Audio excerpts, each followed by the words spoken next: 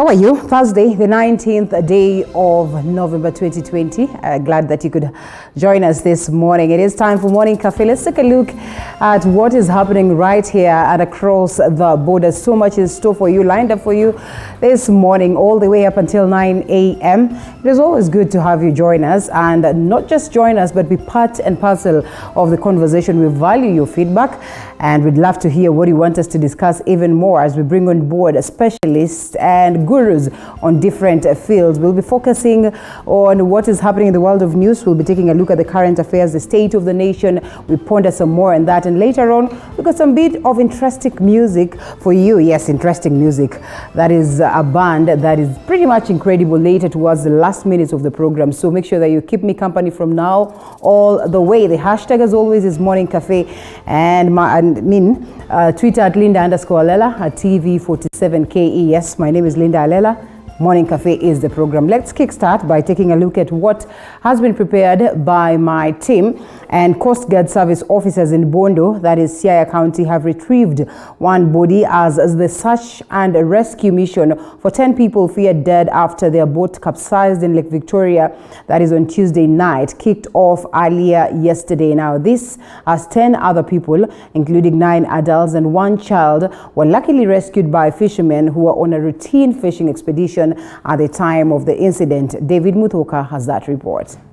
For the umpteenth time, tragedy struck on the shores of Lake Victoria, this time at Usenge Beach in Bondo, Siaya County, as residents woke up to the news of the drowning of 10 people who were aboard an Usenge-bound boat that capsized at around 11 p.m. Tuesday night. 10 others, among them a child, were luckily rescued by fishermen who were on a routine fishing expedition at the time of the incident. One body has since been retrieved as Coast Guard Service officers in the area launched a search and rescue operation to retrieve the drowned bodies. According to residents, the victims, all business people from the neighboring Uganda, were transporting bananas and jackfruits to sell on the Kenyan side when the boat capsized. Sasa vile watu wetu wavuvi walikuwa bahari, wameweza kupata bidhaa zao zingine zenye walikuwa nazo.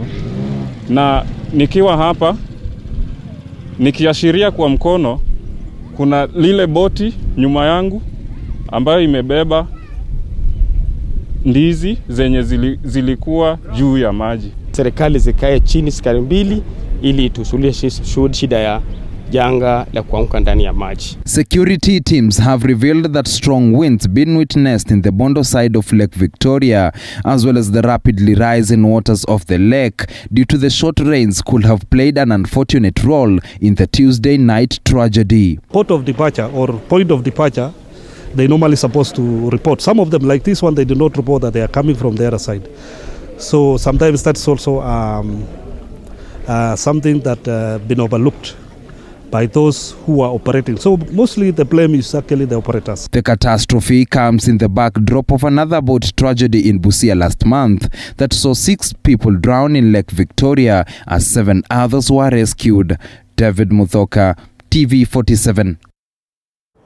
Semi Member of Parliament James Nyikal broke down to tears during a parliamentary health committee sitting to discuss issues affecting the health workers in the country. Members of Parliament accused the government of neglecting health workers who are at the forefront in the fight against COVID-19. Joash Ansari with the details. It was during the Parliamentary Health Committee sitting and representatives of health workers that Seme lawmaker James Nyikal broke down while speaking about the myriad of issues affecting health workers in the country. Easy. You can't do that to your doctors and your health workers. It's not fair. It's not fair. Take it easy. The legislator accusing the government of neglecting the medics for years, including this period when COVID-19 is ravaging the country. Here I say this and I go.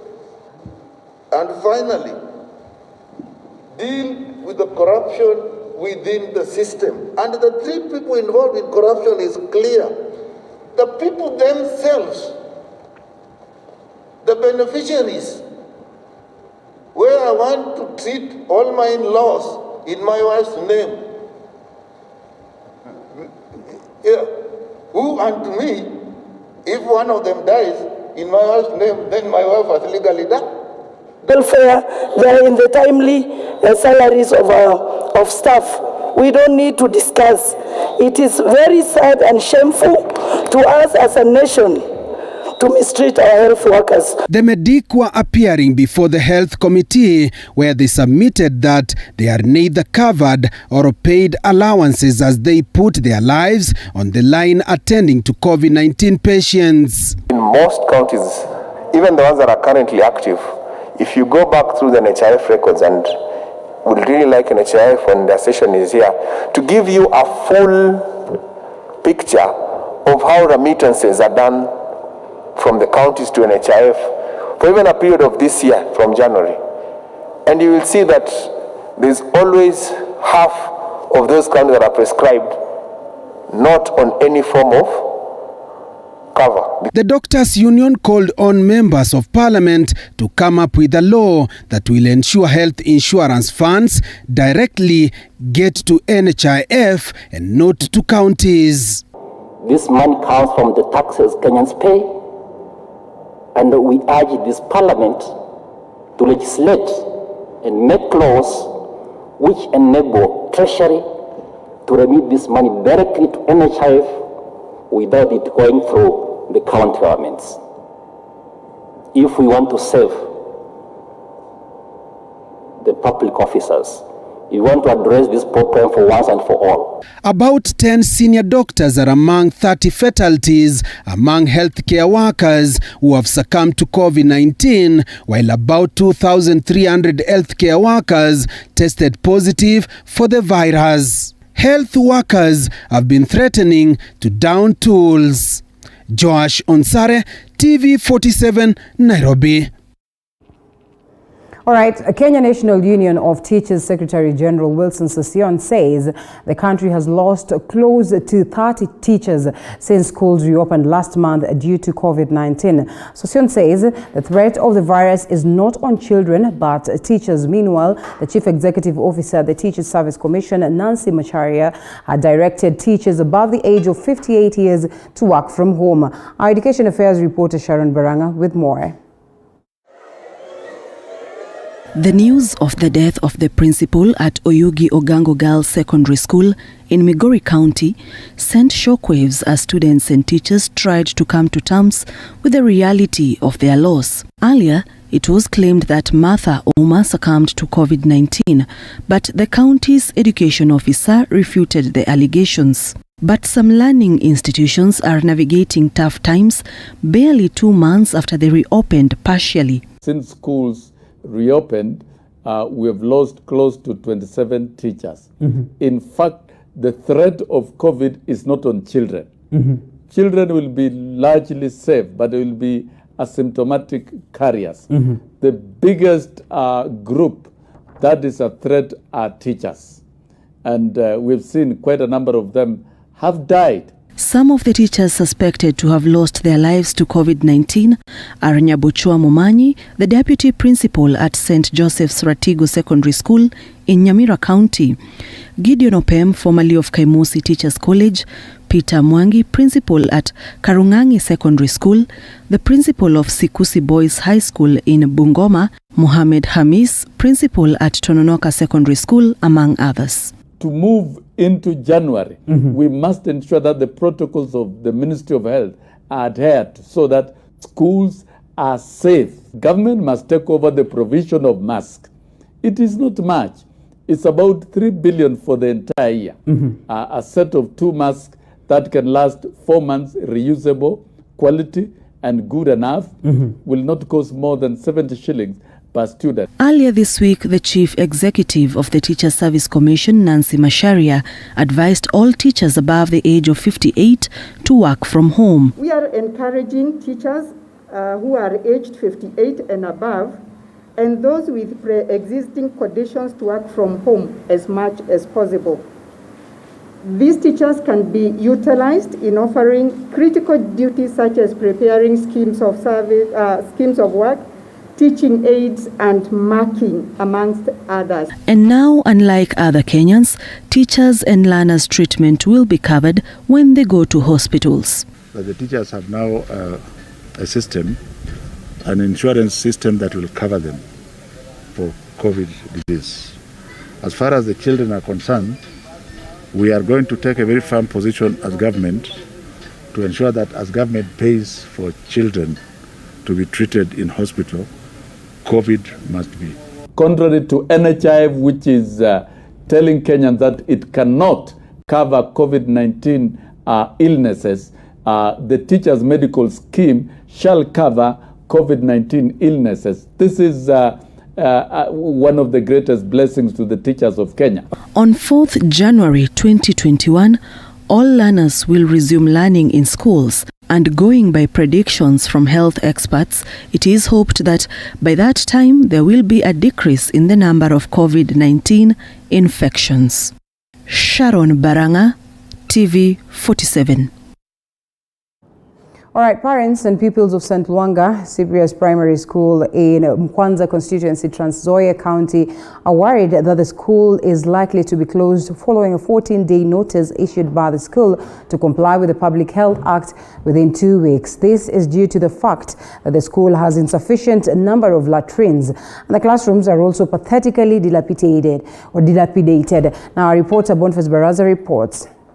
This beautiful gate invites you to St. Luanga Cyprius Primary School in Kwanza Sub-County, Trans Nzoia County. The irony is that the school's infrastructure is not favorable for learning. The boys' latrines collapsed, forcing over 500 pupils, both boys and girls, to utilize these latrines. Ukiona hizi vyoo, watoto wenye wako kwa hii shule na hizi vyoo ni chache sana. Watoto ukienda sasa ile wametunga laini, wanatunga laini, huyu atoke huyu aingie. Muda sio muda utaona period imegonga, watoto wanarudi. Wengine bado, wengine wanaenda huku nyuma wanashikana hivi. Kama watoto wasichana wanashika manguo hivi, wasuie mwenzao amalize, mwingine aende nyuma yao. Hatuwezi kubali kamwe watoto wetu wafukuzwe kwa sababu ya choo ambayo imeporomoka, kwa sababu ya notice ambayo Wizara ya Afya imetoa. Watoto wetu wamekaa chini, hata madarasa zenyewe ukiziangalia chini ni vumbi bure. Tumemala hizi yani kuboma na matope, tumejitoa kama wazazi sisi wenyewe. Ili watoto wapate tu mahali watoke kwa miti, wapate mahali pa kuingia kama kivuli tu. Ndiposa unaona hapo pahali tumefika sisi kama wazazi. Na ninapoongea hivi hata kuna upungufu hata ya madawati, wengine ukaa chini. Philemon Samoya, disaster response and emergency expert, wants immediate intervention taken to salvage the situation. Kuna shimo ambaye iko wazi sana na imeshikana karibu na uwanja wa michezo wa shule. Hivyo basi ni hatari mno kwa watoto wetu kwamba shimo ambaye ni zaidi ya kimo futi 20 iko wazi. While parents are lamenting and worried about their children's safety, the head teacher Tuwei Barabara says the directive that could see the school closed will greatly affect education in this area. Mr. Tuwei is appealing for intervention from relevant authorities. Niko na wasiwasi kabisa kwa sababu hii wiki mbili hazitoshi sisi kujenga choo na pia kupata waizani, kwa sababu hata saa hizi hatujapata hata mmoja. So tunaomba ya kwamba kama watu wa county wanasikia, tafadhali watusaidie, pia wa CDF na wahisani wengine ambao wanasaidia shule kujenga choo. Hivi majuzi tumetumia zaidi ya 10 billion kwa mambo ya BBI, na hata tunaenda kutumia zaidi ya 14 billion kwa kura ya maoni. Tunataka ya kwamba watoe tu shilingi milioni 100 kwa hizo pesa, watusaidie wajenge watoto wetu vyoo. Furthermore, the school lacks desks for learners and teachers are forced to teach without blackboards and chalkboards, making learning a nightmare. Despite Magoha's directive of school reopening in January 2021, the fate of this school hangs on the balance. Boniface Barasa, TV47, St. Luanga Cyprius Primary School, Kwanza constituency, Trans Nzoia County. Now, to one of the subjects that will be forming the basis of our discussion this morning, the government has announced the official rollout of the issuance of Huduma number cards starting December the 1st. According to CS Fred Matiang'i and Joe Musheru, the rollout that will involve 2 million Kenyans next month and 5 million Kenyans in January will mean by December 2021, all identification cards and certificates will be rendered useless. Zainab Mohammed with the details. After a long wait of more than 1 year, the government has announced the official rollout of the issuance of Huduma number cards starting December 1st, 2020.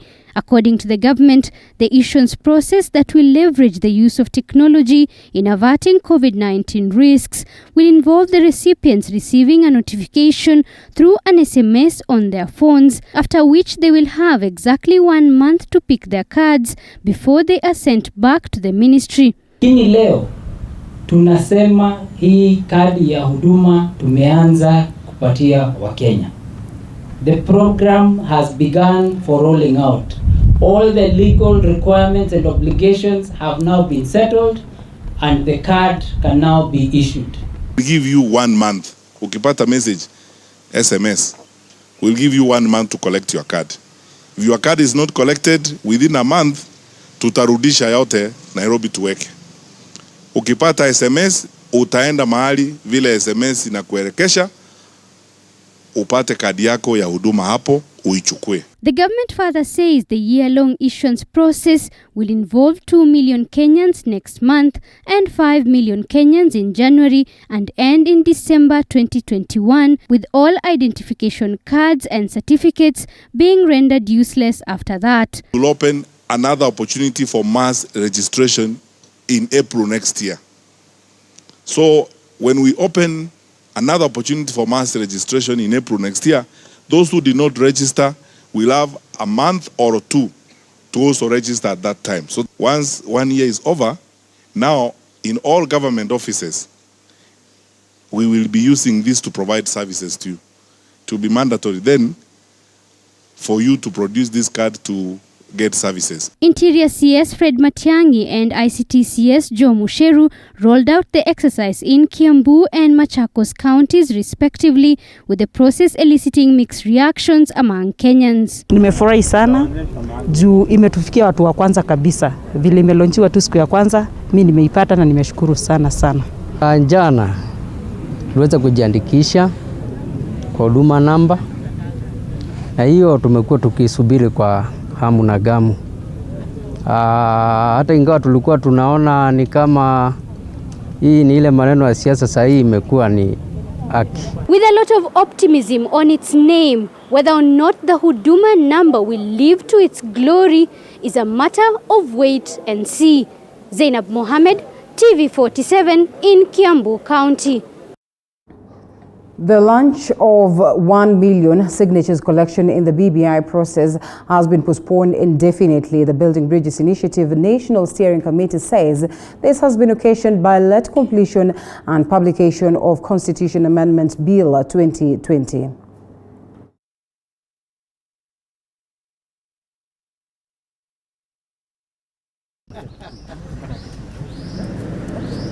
The launch of the BBI signature collection exercise that was scheduled for Thursday has been postponed. In a statement, the BBI National Steering Committee says this has been caused by the late completion and publication of the Amendment Bill 2020, which is scheduled for printing later tonight. Bungoma Senator Moses Wetangula has called on the BBI team to avail more copies in Swahili once the exercise kicks off. I want to urge the Secretariat of BBI and those involved to print as many copies of these documents as they practically can. The BBI team hopes to collect 1 million signatures in preparation for a referendum. The signatures will then be presented to the Independent Electoral and Boundaries Commission for verification. If IEBC is satisfied that the initiative meets the requirements, the commission shall submit the draft bill to each county assembly for consideration within 3 months after the date it was submitted by the commission. Deputy President William Ruto has already urged county assemblies to shun a forced yes-no campaign around BBI. His allies are still pushing for amendments to the report before it is subjected to Kenyans, but pro-BBI lawmakers are opposed to the amendments. Let us seize this moment. Let us avoid a contested referendum. It is doable and it is possible. And time is now. And I'm afraid that if this opportunity slips between our fingers, it may never arise again. We have discussed about this. If not for anything else, give us 35%. Ile kazi ambayo tumefanya na 15, we can do it 2.5 times. There are other issues we can put there. Kwa hivyo, we would want to educate our people. We have started rolling out a program of exposing our people to BBI. A referendum is scheduled for next year if the BBI schedule is anything to go by. And it's time that I cross over to the other side of the studio. Nordin Kagai is on standby so we can take a look at the newspapers after this break.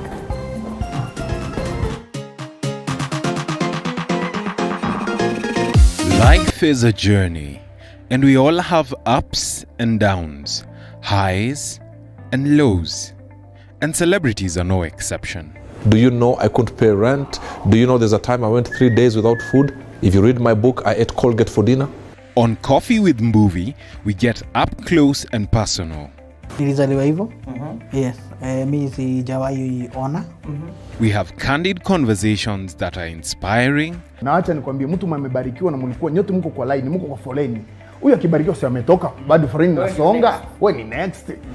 Humorous. This is going to be the craziest interview ever. And life-changing. Success is value system and the legacy you leave. Coffee with Mbuvi, every Sunday at 8 p.m. only on TV47. Every muscle, every bone is our concern. A lot of pressure with both your hands, you're going to collapse the infant's chest. Any pain. There you go. You can calm down. Any discomfort. We have just the right doctor. I'm a consultant breast surgeon. I'm an emergency care specialist. A chiropractor. With just the right remedy. Majority of patients will actually just require supportive treatment. Join us on Body Garage every Wednesday at 8:30 p.m. because we care.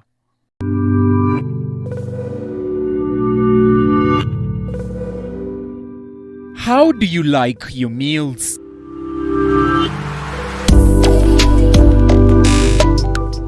Sweet and tasty or spicy and savory?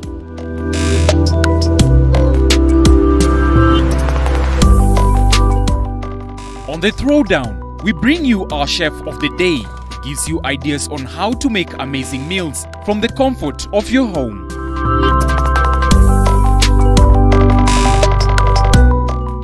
Every Sunday from 6:30 p.m.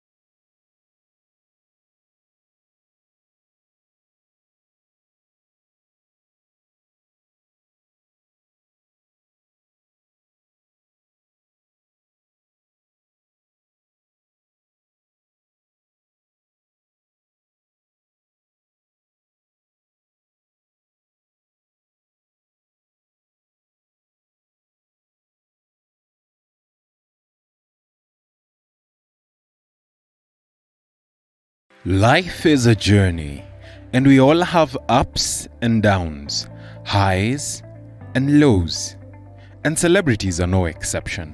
Do you know I couldn't pay rent? Do you know there's a time I went 3 days without food? If you read my book, I ate Colgate for dinner. On Coffee with Mbuvi, we get up close and personal. Nilizaliwa hivyo. Yes. Mi sijawahi ona. We have candid conversations that are inspiring. Na acha nikwambie mtu amebarikiwa na mlikuwa nyote. And welcome back to the broadcast. Nordin, how are you? I'm fine. How Good are to you? have you. I'm good. Thank you for having me. Karibu sana. Now, we have the People Daily, Standard Newspaper, and the Daily Nation. Yeah. The People Daily is right here with us. And we say Ruto's new gospel on the BBI report.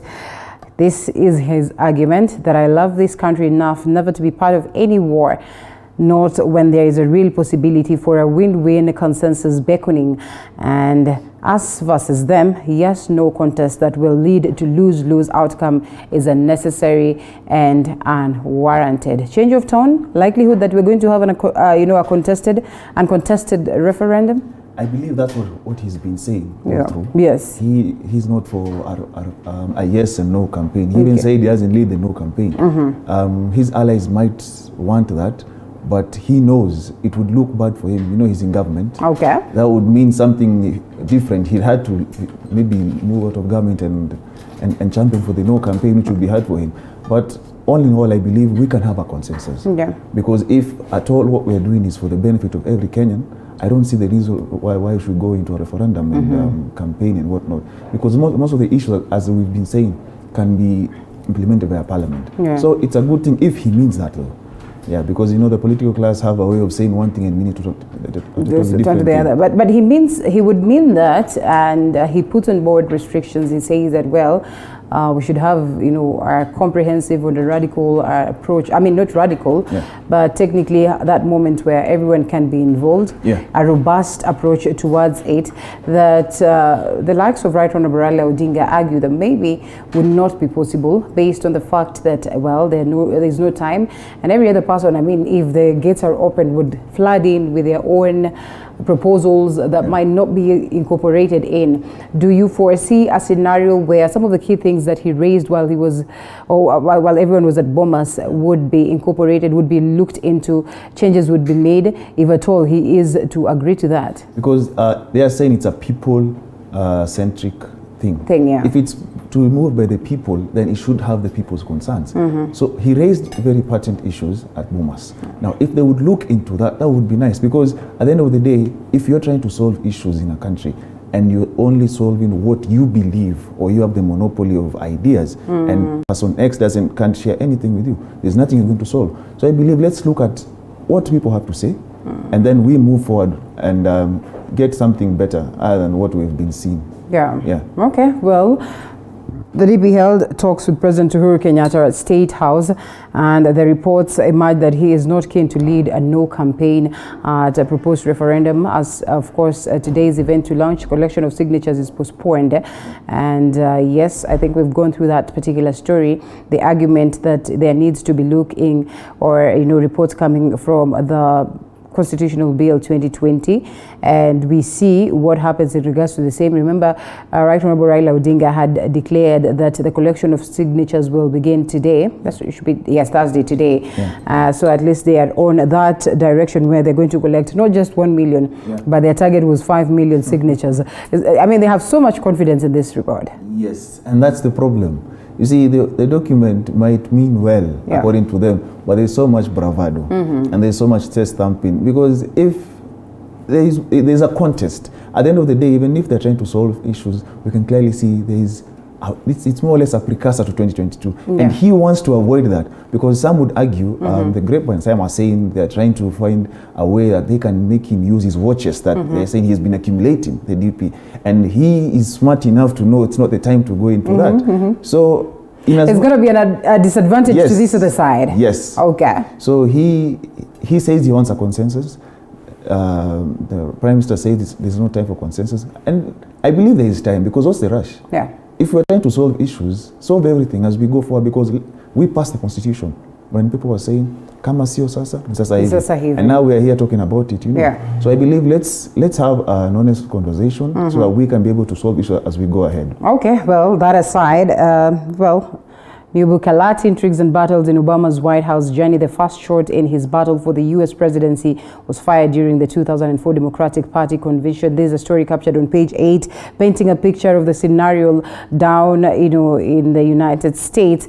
And so much so the world is following, even as Trump remains tough and says that, he is determined to challenge this. But equally on the other side, they're not going to take it lightly for him. I don't know whether we need to talk about this. It's something that we've been talking about. We can only wait for a huge development that comes across, and then maybe we can delve deep into that. And finally, your numbers are here. yes.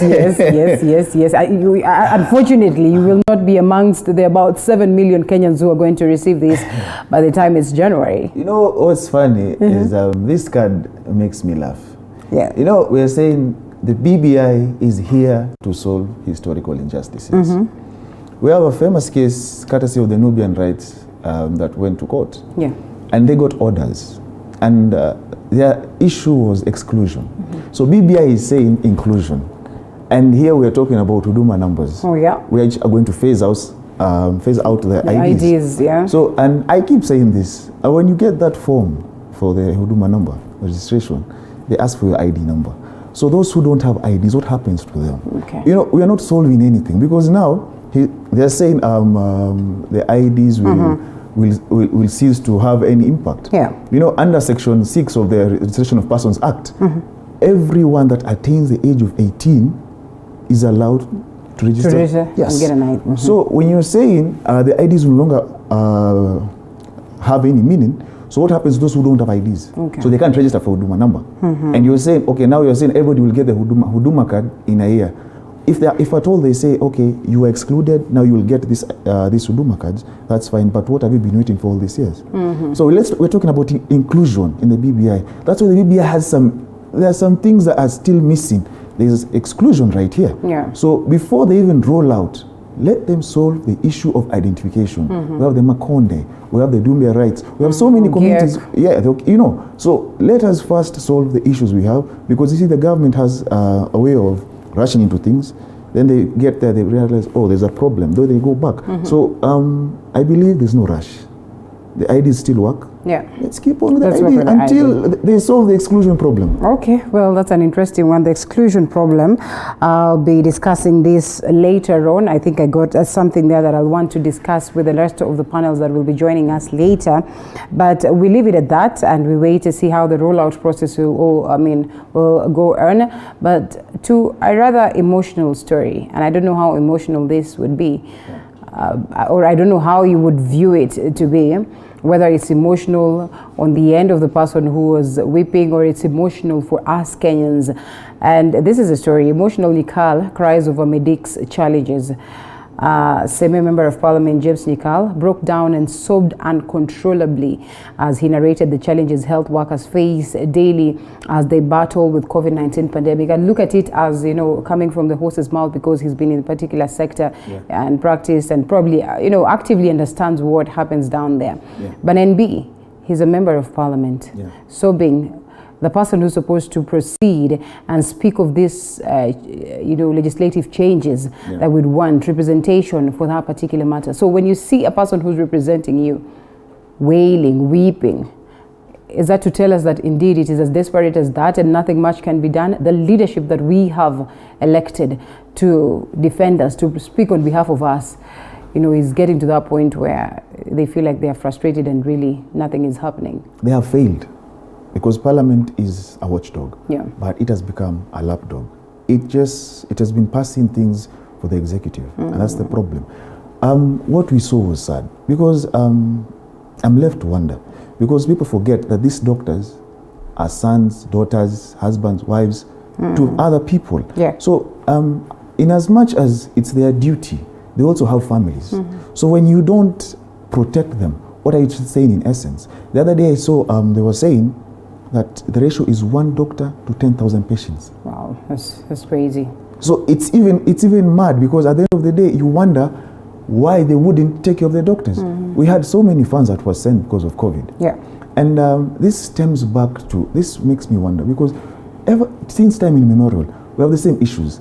The doctors and the teachers. They always have an issue when it comes to salaries. There's always something.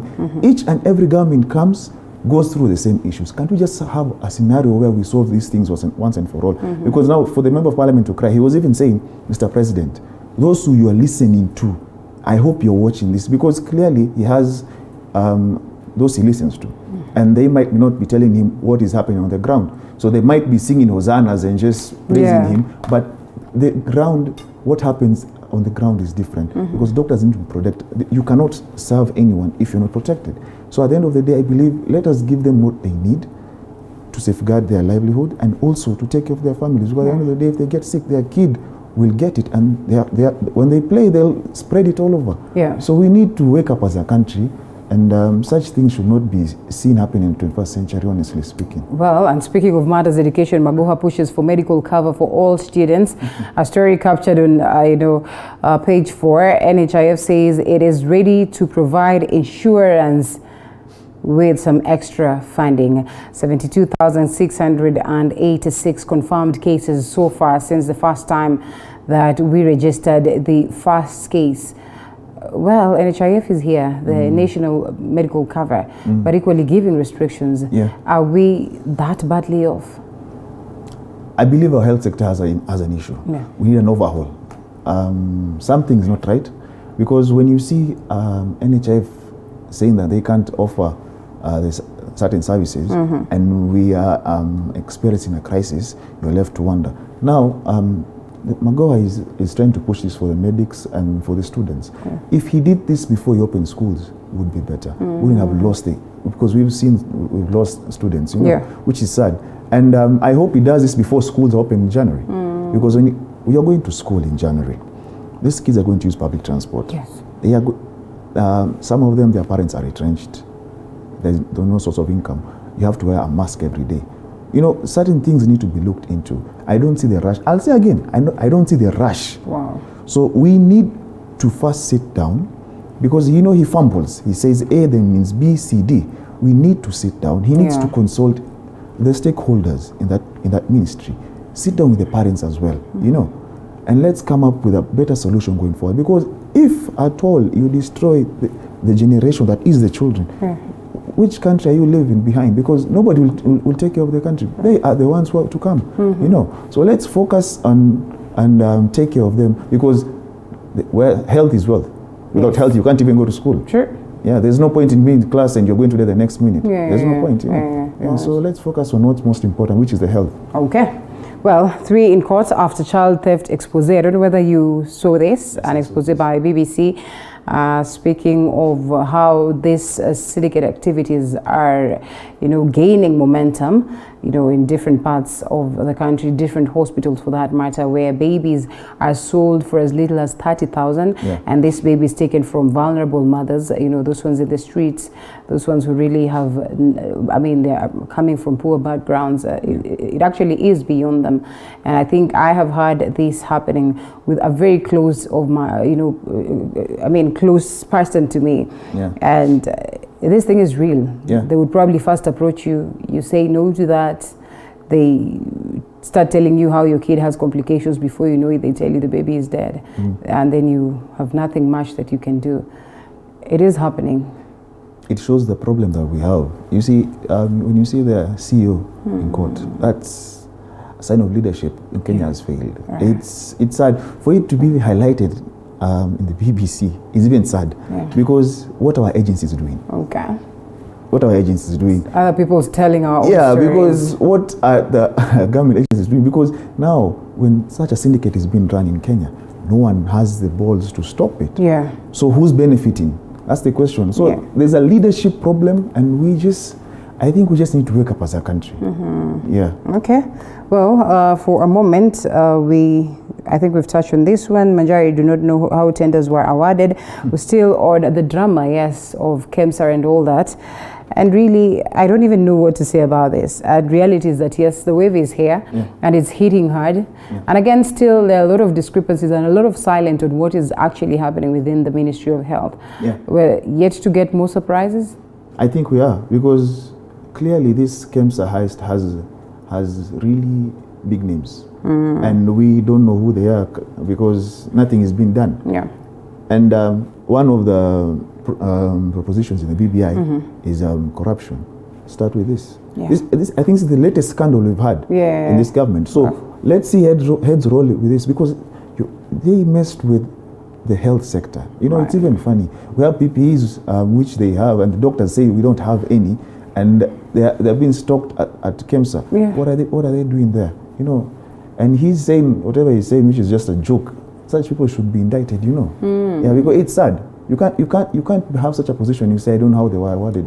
What do you mean? Who's supposed to know? Who should know? Okay. Yeah. Well, as we leave that one and we take a look at a different thing, maybe it's important that we take a look at what is happening on the other side of the other newspapers. But first, this one. Ghosts of sexual assault charges haunt athletes. Careers of promising runners have ended in disgrace as a result of rape allegations. It is becoming common. And you know, it's not just athletics. It's, I think, our whole sport sector. Fraternity, yeah. Because to be honest, something is happening. Our rugby was on top. Yes, it's now dwindled. There you see our football. We took out Kimanzi, brought in Mule. Whatever is happening, we don't know. So there's an issue. Now, our athletes were performing better. Yeah. Now we have doping allegations. So something is just not happening. And I think the ministry needs to look into this, or have someone who has the interest of the athletes in Kenya and sports persons and sportswomen to check, because something is really off. Yeah. Yeah. Okay. Well, that is so sad to note. We do not go before mentioning this. Political intrigues, finances, staff turnover, blight IEBC. So political interference, they say, lack of security of tenure of commissioners and staff, inadequate and delayed financing, as well as late enactment of electoral related laws have been cited as key challenges that have been hindering the electoral body from delivering credible elections. Whether that is true or not is something that we do not know. Yeah. The likes of Chebukati and, well, generally Commission at large argue that this proposal by the BBI is going to make the situation even worse. Of course, for it will. IEBC. Because if at all a party will have a representative in the commission. So let's say 4 parties have 4 representatives. What happens to the national interest? Because everyone will be representing whoever sent them there. So that's an issue. And we're talking about strengthening institutions in Kenya. Yeah. That's not strengthening. That is actually weakening the institution. I believe that is not the best way to make the commission stronger. What we need is people of integrity. Right. You know, if you get people of integrity, then you wouldn't have to care who is there or who is president. Because so long as the integrity threshold is high, everything else will fall into place. Yes. Okay. Well, that is a conversation that is ongoing. We're looking at details later, or maybe as we always take a look at the developments now. The Daily Nation, a death in the lake, 10 dead after boat sinks in Lake Victoria. That is a story we've carried. It is a developing story, and we're always here to ensure that we update you on the same. Of course, the recovery process has begun and is still ongoing. A story captured on page 14. COVID Wars Tales from the Front Line in New Nation series. Medics open up on coronavirus war. Page 6 and 7, and I think we've touched on that. And end of ID cards, that is the transitioning of us getting to a point where we're going to have the Huduma card that will become the sole digital identifier of all Kenyans in 12 months. Many have lauded this, equally others have put a question mark on the same. And yes, the girl who died for love, as is typical of many young people gaining freedom for the first time away from their parents. Faith Vicky Award got herself a lover immediately. She joined university. She moved in with Marcel, and that is Jumanne Dylan's, and an old friend, from her hometown Kisumu, who became her boyfriend. And they both landed at Jomo Kenyatta University of Agriculture and Technology. The new both 19, too young to get married, old enough to fall in love, but it did not go well when another man happened into the picture. Wow. Crimes of passion. That is sad. That is indeed sad. Yeah. First, looking at their age, 19, and noting that indeed crimes of passion are happening right here in the country, are on the rise day in, day out. Yeah. It's sad. You know, when you lose such young people, it's sad.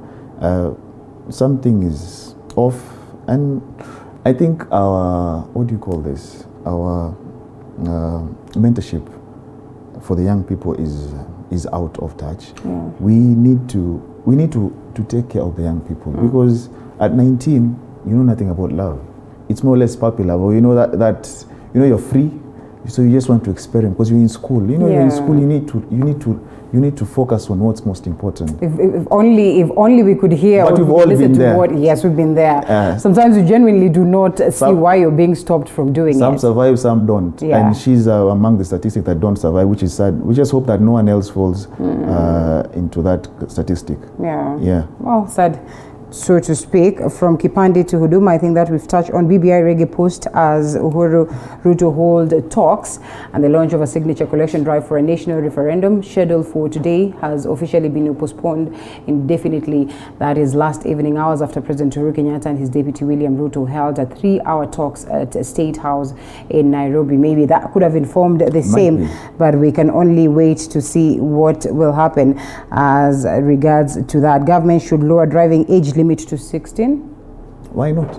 Why not? Yeah, why because not? actually these kids get to know how to drive at a very tender age. Yes. These days most people drive at a very young age, so why not? Okay. You can have that, what do they call it, in developed countries, where you can just drive, let's say you're in Nairobi, you can drive within Nairobi. Yes, within your county. I agree. Well, that's an interesting one. Still matters FGM. Communities or societies or different regions struggle to end FGM. You know, I've seen this Huduma card and I remembered something. Okay. You see, this card has, we don't know how the card really looks like, because there's one that looks like an ID, then there's one with a MasterCard. So we don't know. So if at all, there's the one with the MasterCard is the one, that's another challenge. Okay. It's a legal challenge. Okay. Because, so what are we saying in essence? That MasterCard is going to reap from Kenyans? Yeah. And for how long? Well, why are you thinking so? No, you have to. Because okay, you have, yeah. And then data is the new oil. So what happens to our data? What does MasterCard do with our data? Okay. You see, that is serious, because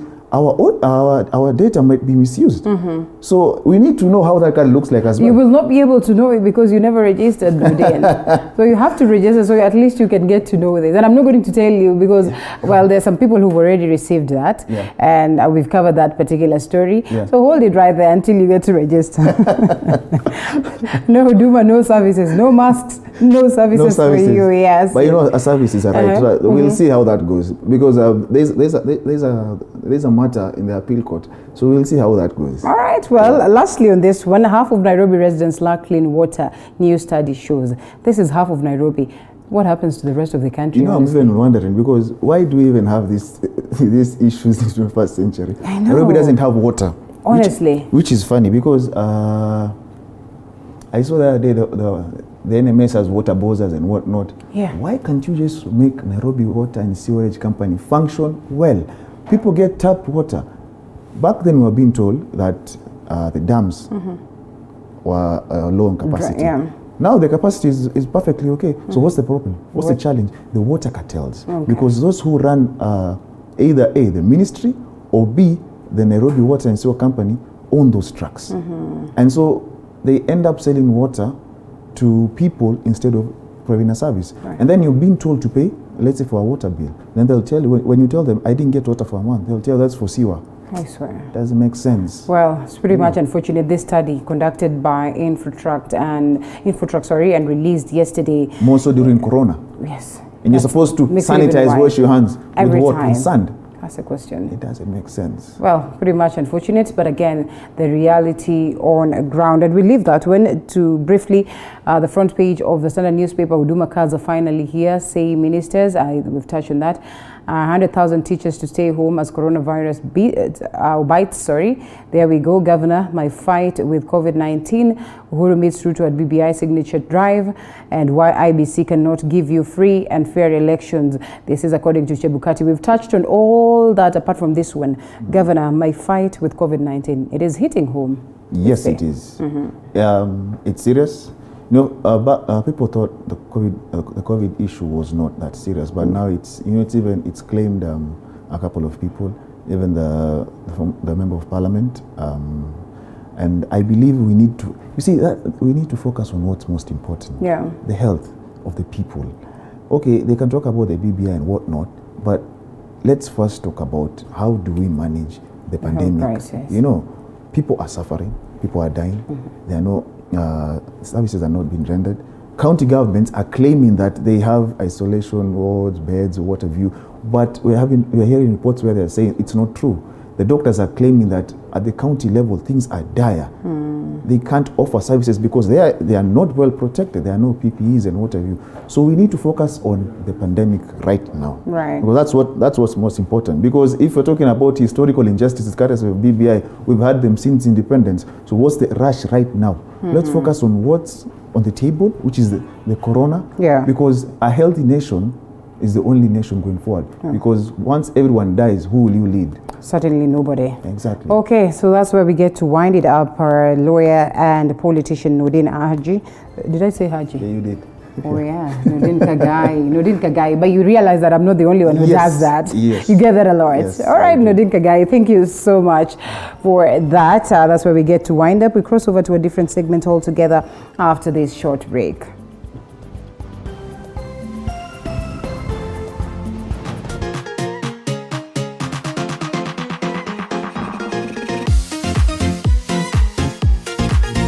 Life is a journey, and we all have ups and downs, highs and lows, and celebrities are no exception. Do you know I couldn't pay rent? Do you know there's a time I went 3 days without food? If you read my book, I ate Colgate for dinner. On Coffee with Mbuvi, we get up close and personal. Nilizaliwa hivyo. Yes.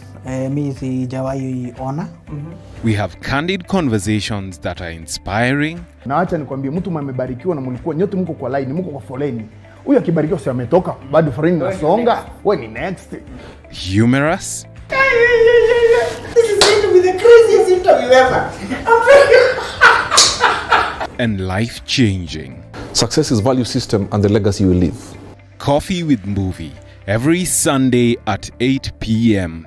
only on TV47.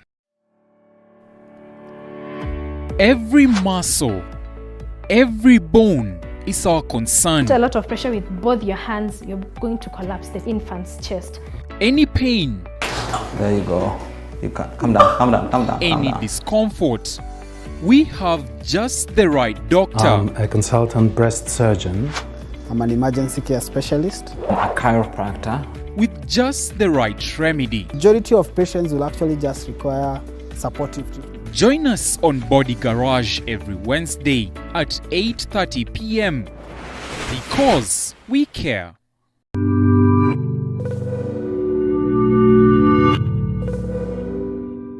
How do you like your meals?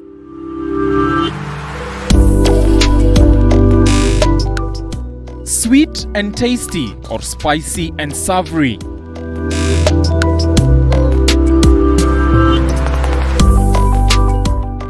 On the Throwdown, we bring you our chef of the day. Gives you ideas on how to make amazing meals from the comfort of your home.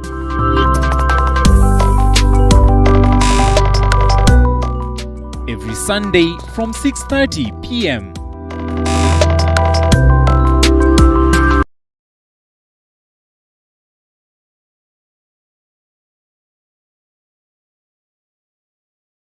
Life is a journey, and we all have ups and downs, highs and lows, and celebrities are no exception. Do you know I couldn't pay rent? Do you know there's a time I went 3 days without food? If you read my book, I ate Colgate for dinner. On Coffee with Mbuvi, we get up close and personal. Nilizaliwa hivyo. Yes. Mi sijawahi ona. We have candid conversations that are inspiring. Na acha nikwambie, mtu mmebarikiwa na mlikuwa nyote mko kwa line, mko kwa foleni. Huyu akibarikiwa si ametoka, bado foleni inasonga. Wewe ni next. Humorous. This is going to be the craziest interview ever. And life-changing. Success is value system and the legacy you leave. Coffee with Mbuvi, every Sunday at 8 p.m. only on TV47. Every muscle, every bone is our concern. A lot of pressure with both your hands, you're going to collapse the infant's chest. Any pain, There you go. You can't. Calm down, calm down, calm down. Any discomfort, we have just the right doctor. I'm a consultant breast surgeon. I'm an emergency care specialist. A chiropractor. With just the right remedy. Majority of patients will actually just require supportive treatment. Join us on Body Garage every Wednesday at 8:30 p.m. because we care.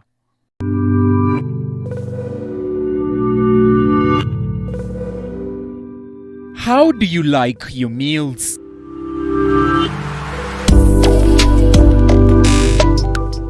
Sweet and tasty or spicy and savory?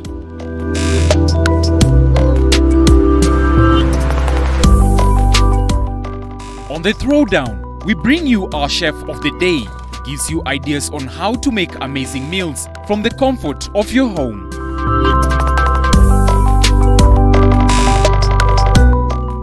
Every Sunday from 6:30 p.m.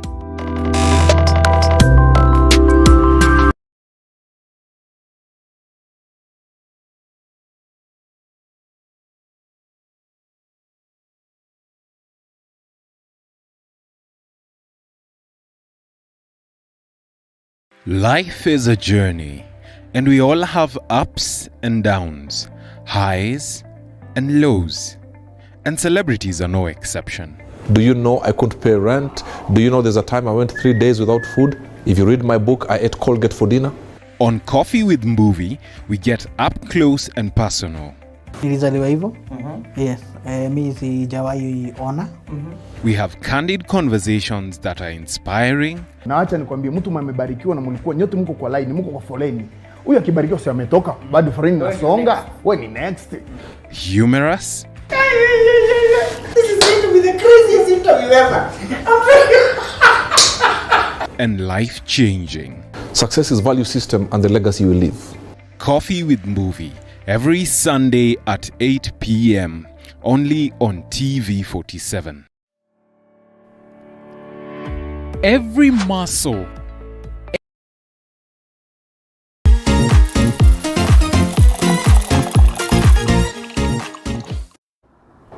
We are now on the roads, and we start off at the coast. The key roads not looking so bad this morning.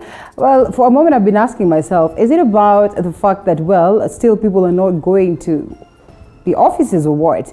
Because, I mean, at the coast and Nairobi too, the traffic is not as bad as it used to be, you know, sometimes back in morning hours. See, this is Mombasa County and the new Nyali Bridge and all the way this Barabara that sometimes is extremely jammed up is clearly open this morning and coming all the way to this side of Sabasaba. That is pretty much a smooth run right there. And you can as well see that on this side of Tononoka, in fact, Tononoka is as clear as everything. I mean, forget about Nyali where you'd get some bit of, some bit of snarl-up somewhere there that is not so heavy anyway, moving, or so to speak. Also this side of Sabasaba, just somewhere small where there's some bit of snarl-up. And then coming to this other side, Tononoka is pretty much clean. Coming to this side of Kaloleni and Faza Road, Kisauni Road, not so bad this morning, as you can clearly see. Just bits of snarl-ups that are actually moving. Faza Road, Mwembe Tayari Road is equally not so bad this morning. Going down to this side, Tangana Road is pretty much good. And well, you know very well, within the CBD or within the city itself or right inside Moi Avenue, Pembes and Ndovu, where you will always locate them, the roads are clear within the city. That's to tell you that it is not badly off. It's not a busy morning in Nairobi. Well, I mean, sorry, in Mombasa. In most cases, we say when there's so much traffic, a clear indication that, well, there is so much so of trouble in terms of what is happening within, so much activities. In most cases, you look at traffic and then you're able to tell whether there's so much activity or not. Coming to this side of Nkuruma Road, this side of Fort Jesus, not so much is happening on the roads. This side of State House is so clear. Taking a look at that particular road all the way to Aga Khan, it is pretty much of an easy ride this morning for the people who are at the coast driving on to this side of the ferry. And here we are. In most cases, the ferry side is very jammed, is so jammed up, but it is clear that it's not badly off this morning. Coming to this side of Mama Ngina waterfront, Florida nightclub, all the way to golf club or golf course, a clear indication that it is easy on this side. The ferry today, that ferry direction is perfect this particular morning until you cross the ferry to the other side. Also not badly off this side of South Coast coming to Likoni. Some bit of traffic, just very minimal, okay, well, heavy for that matter, but doesn't look like it's pretty much long. So it's indeed an easy ride. So that means there's nothing much that we can do at the coast this morning, or we can tell you about what is happening at the coast this morning. Let's come back to Nairobi, and we start off from where I am. As always, we start off here, Westlands, this side of Westlands, Parklands and all that. Mostly in most mornings, these roads are always very busy. Ngara, it's always very busy. Looking at this direction where you headed City Park, those sides of Aga Khan, that is Parklands, it is always very tight in terms of traffic, but this morning such is not the case. Ring Road is pretty much clear, as you can see on this side of Ngara, going all the way to the sides of Kikomba Market. That is a little bit too far. Moi Avenue is not bad. This is within the CBD, not so bad. Some bit of a snarl up somewhere there close to City Square, but equally moving, or so to speak. And coming to this other side, this should be, yes, from Norfolk Hotel going down all the way to the British Council. Some bit of snarl up somewhere around Uhuru Park here, which, well, is expected because in most cases that's where most of the vehicles heat up as they take different directions. Some headed to to Mombasa Road, some headed towards the city, some headed to that is Ngong Road. So you would certainly expect that bit of a jammed up affair. And going down to this side of Langata Road, Lusaka Road, the Nyayo Stadium, you can clearly tell that there's a bit of a traffic on this side. Yes, that is Mombasa Road. This is Mombasa Road as you head to Capital Center, as you come from the Capital Center headed to the city. Well, some bit of traffic on this side. Actually, not some bit. It's quite heavy traffic. Snarl up there, but doesn't seem to be, stretching far. And Langata Road is smooth this morning, as you can see, all the way from and to the other side. Lusaka Road equally is doing well this morning, as you can see, coming all the way to East Africa Cables, all the way to Jogoo Road here. Jogoo Road also not badly off this morning. Here we are at Jogoo Road. Headed there, not badly off, headed to town, some bit of a snarl up, but then again it looks like it is moving all this side. Yes, a little bit hard on this bit of Makadara, so you can expect some bit of traffic when you are headed there. Coming to the sides of Likoni Road, industrial area side, Likoni Road not so bad. Lunga Lunga equally not so bad, all the way as you head to Enterprise Road. Equally pretty much of a smooth ride, as you can see right here. These are the key roads that in most cases you'll find so much traffic. This again gets us back to Mombasa Road. These are the sides headed to Imara Daima. Yes, some bit of traffic as you head to this other direction, but it is equally moving. It is a little bit too hard on these sides of City Cabanas. Yes, as you get to this particular junction, roundabout, is more or less like a bit of traffic there that comes to join you to these sides of Embakasi, City Cabanas, Imara Daima, and these sides of Mombasa Road. Yes, going on to a little bit deep on Mombasa Road. Yes, some bit of snarl up, as you can see right here. So that means this is what you expect this particular morning as you traverse the different parts of Nairobi. Yes, and let's see whether we can go to this other side and see anything that you'd probably want to see. We're back at Westlands and Parklands and all that.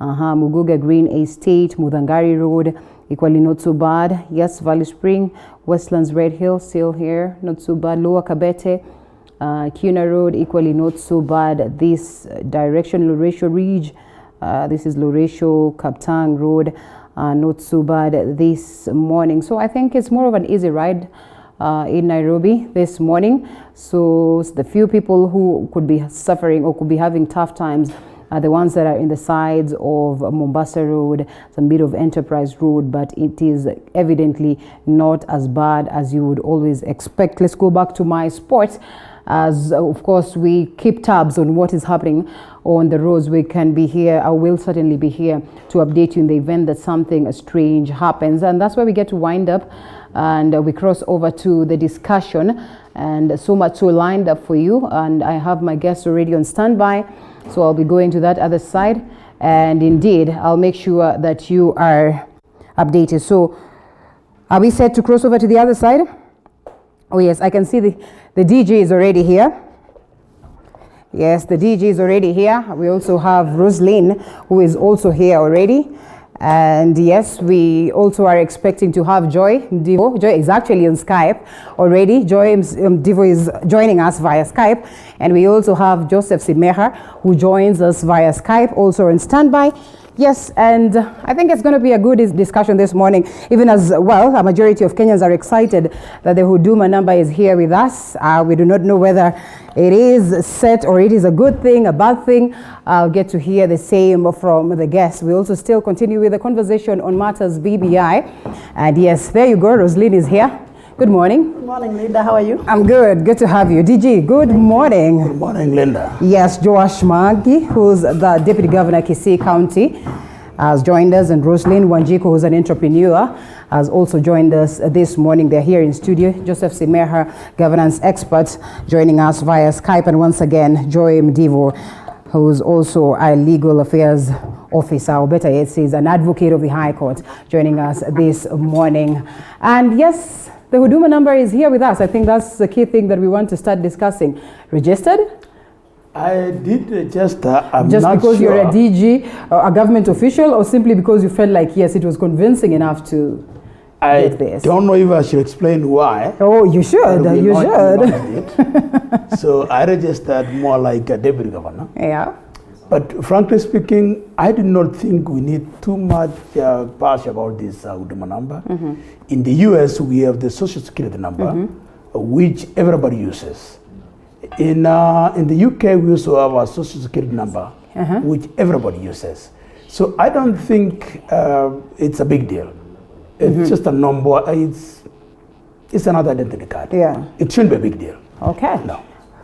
Roslyn. Yes. Did you register? Well, immediately we were told about the Huduma number. I'm the first. I think we were the first people to respond to the Huduma number as people in business, because we thought it might bring some changes here and there. Okay. We were being told it's going to be a pack of quite a number of things, doing license, ID, passport, so many things. So we thought if it can be carrying all those documents, why don't you respond? We really did. Okay. So we are still waiting to see the outcome of it and the best of it. Okay. The best thing that could happen to us, Joy? Those things that it's a damned if you Joy? do and damned if you don't. Yes. Do we have Joy? Do you think Can you not hear me? Yeah, I can now hear you. It's one of those things that's a damned if you do and a damned if you don't. Okay. We have so many other identification documents that people are saying, why do we need one more? But from what we have heard from the ministry, now that it has been launched, you realize, by the way, if you do not have a Huduma card, you might find yourself in a spot of trouble come 2021 after the phasing out of the other identity documents. So yes, but I did register. Myself and my children, we all registered. Okay. You're a governance expert, very well conversant with matters policies, Joseph Simeha. And I would want to believe that you are aware of what is happening across different parts of the world. They also have such cards, they have such numbers that are very helpful to them in terms of accessing services. The United States, for instance, like the DG said, you would not be able to access services if you do not have this number or their numbers. So that means it probably would be a good thing. Do you suppose that is equally the approach that we are taking as a country that will be helpful?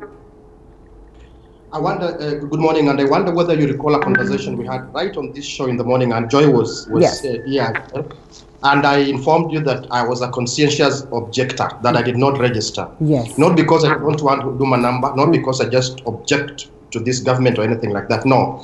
Because I was one of the people who was saying, can we first deal with the issue of data security, especially personal data. And when we saw the amount of data that the registration demanded, personal data that is, then we went to court. I worked then for an NGO, one of the organizations that went to court with the Kenya National Commission on Human Rights, Kenya Human Rights Commission, and Nubian Rights. Yes. The second thing being that, for the information that was demanded, a lot of Nubians actually would be left out of that registration because they had a problem just acquiring this simple ordinary ID. And for you to register for Huduma number, you needed this other information. You needed to provide this other documentation. Now, I heard you say most Kenyans are excited. I'm not yet excited. It's a good thing, but I'm not yet excited. Okay. Because I would like the government to please follow, respect, and obey the orders issued by the High Court on this number, on how it should be conducted. And it was that the government must put in place a law and a comprehensive policy framework for data management, personal data protection, or personal data security. Once that is done, then it is rolled out, and also include public participation. Yeah. It seems to me that the government has just ignored and has decided we won't care about the High Court orders. We will go ahead. All right. Well, for a moment, I want to say that maybe it's not excitement or, Kenyans are anxious, or so to speak. Let's first of all get the reaction of some of the Kenyans. I believe we have that clip on Huduma number. All right, we're still fixing it. But yes, is it excitement or, anxiety? As Rosaline would say, she's amongst the few who started, this process, or were amongst the first people who went out to register. But there's that excitement, there's that, anxiousness as to whether indeed this is going to work out for us or not. And then what happens now that we all acknowledge that a majority of us did not subscribe to this? Linda, I am a positivist. Yeah. I'm a person who does not believe in objecting to things for the sake of objecting. If the government has decided, and you can see they have decided that they want to introduce a consolidated kind of identification. As I said, like in the US, they have a passport, they have an ID number, they have a driver's license, but they also have a social security number. Now, that social security number must appear in all your applications, must appear in all your, almost everything you do. Like Madam said, in your business, you must give out your social security number. It's the same thing in Kenya. You still have your ID card, you still have your birth certificate, you still have your driver's license, but there will be a consolidated number called the Huduma number, just like the social security number in America. Sometimes we waste time arguing over things that are not necessary. So for me, I'm a positivist. I say they have introduced that as a requirement. Is it worth fighting? No. So is there excitement? Not necessarily. In fact, many people are asking why. But I'm saying, since it is a consolidated form of identity, why fight it? Okay. Yes. Do you have any worries, Rosaline, now that yes, you officially registered, only waiting for the card? Do you have any concerns or worries about your data, about the, your information, the protection of the information that you gave out? Many at some point argue that after all, the government has all this information, but equally others were like, okay, will this then be placed at a point where it is not protected in any way? And Simeha has raised that. He said it's okay, not a bad number, not a bad approach, not a bad move, but just how protected is everything that you own, all the numbers that you have? Well, Linda, I don't think there is anything wrong with having the Huduma number. Yeah. For me, like now, let's say you are starting a business here in Kenya. When you're over 18, you get an ID. That's the first thing. When you get an ID. After the ID, you want to register a company. You must have a PIN number. Right. When the PIN number was launched, many Kenyans were objecting. Yes. But today you cannot even do any transaction without a PIN number. PIN number. So at the end of the day, you see this Huduma number, it's equally going to be like PIN number, whereby you can never access any government services without the Huduma number. Right. As we hear, it's going to be a consolidated of so many things in it. Yeah. If you go to the hospital, you want to pay your bills. If you want to go to the bank, they want to know exactly who you have, what you have. Maybe there is a kind of some things they want to interdict, so we don't know. But you can remember, Linda, we never used to think PIN number can bring problems to Kenyans. Yes. Do you know today, after you become 18 years, you must have an ID and a PIN. Yeah. You cannot access a bank without even a PIN. Yes. Let's say you stay for like 6 months without activating your account. You'll be told, please, can you download the PIN number?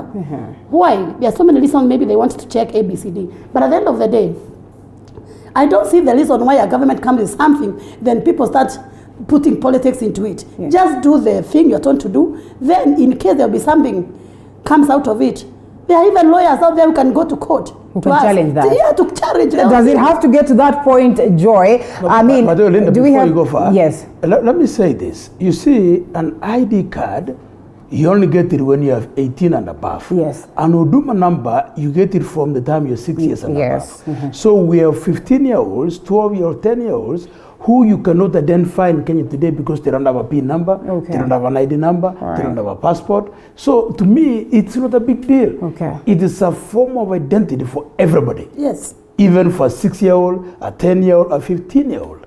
But for an ID card, you have to be 18. Yeah. For a voters card, you have to be 18. So, and a passport is a rare commodity in Kenya. It's like having a birth certificate, Linda. Okay. All right, that's interesting. And Joy, coming to you.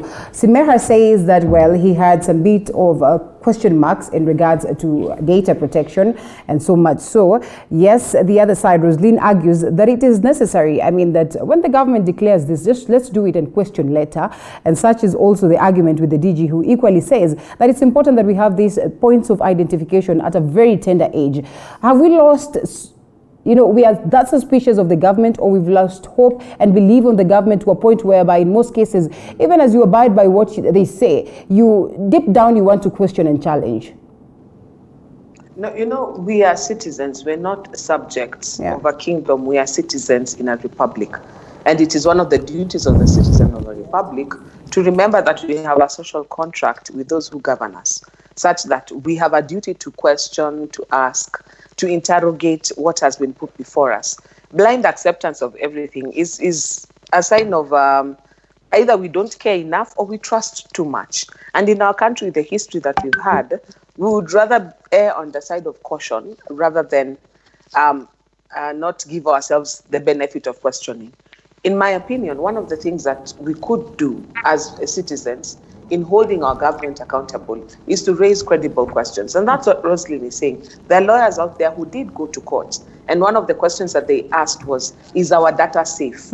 We are asking that because right now, the most valuable thing in the world, commodity in the world right now, is data. It's not gold, it's not what. Okay, those things are still valuable. Yeah. But right now, if you mine data, it's a big business. And we're in a society where people are not very ethical. Yeah. You saw our last elections. Data played a big role in how the election petitions were even decided, because the issue of data is big business. Now, Simeha has pointed out a section of the society was being left out again because of this problem with data. So I think we've come to a place where that interrogation has to be done. There are things that you could hear the CS Matiang'i saying, we already complied with this in line with the court order. So you can tell that there is an effort towards trying to regularize the position. However, there's also the question of the laws. So for example, the Registration of Persons Act is still in place. That needs to either be repealed or amended to be in line with what is happening now with this Huduma number. Because as it is, Huduma number actually has no legal standing. Because amongst our registration documents, it still does not exist. Then there is the question of our constitution, Article 14, that talks about registering children whose origins are not known as Kenyans. Yeah. That's an issue that we are still actually in court trying to find out, you know what, as being a host community of refugee countries, do we really need something that gives automatic citizenship to children born in Kenya? Okay. So there's some issues that have to be ironed out first before we can say complete rollout. And I agree, if the government decides they're going to do something, they will do it. And citizens ought to cooperate as much as possible. But it's also a citizen's duty to interrogate and ensure that what's being rolled out is being done to the best that is available. After challenging this, Simeha, I do not know how far, of course, you were able to, address the matter. I would love to hear it from you. But we have gotten to that point where everyone made noise, very many people made noise, there were very many dissenting voices, there was need for the government to listen to this. But all the same, here we're talking of a scenario where we'll have about, by the time it's January, 7 million Kenyans receiving this particular. And I'll tell you this, that, out of the analysis we did, speaking to Kenyans and all that, a majority of them just did that because, well, After all, it had gotten to the point where, you know, you step out of the house and there are numerous queues and you have no choice but to join in simply because you feel like you're going to be left out. And I mean, nobody wants to, you know, get to that point where they're not able to receive services just because they failed to go and register for this number that they have no idea about. Today, we are putting on masks just because the government has dictated that. What does it make you feel as a Kenyan to see that, you know, after all, even if you challenge this, nobody has answered you, and we are headed to getting these numbers? Let me first begin by letting you know, Linda, that I personally use a mask not because the government has dictated, but because nice. Yes, that's good. Yeah. I have this not just from the Kenya government, but it's particularly important from the World Health Organization. And I totally believe that this is good for me. Yeah. If government said you don't have to, I will still continue wearing the mask until I know that it's sort of safe not to wear the mask. Secondly, Joy has pretty much spoken for me. As citizens, we can choose what we want to do with our rights and obligations. It's those who argue that when government brings up something, just do it, just obey. They're valid. It's okay for them.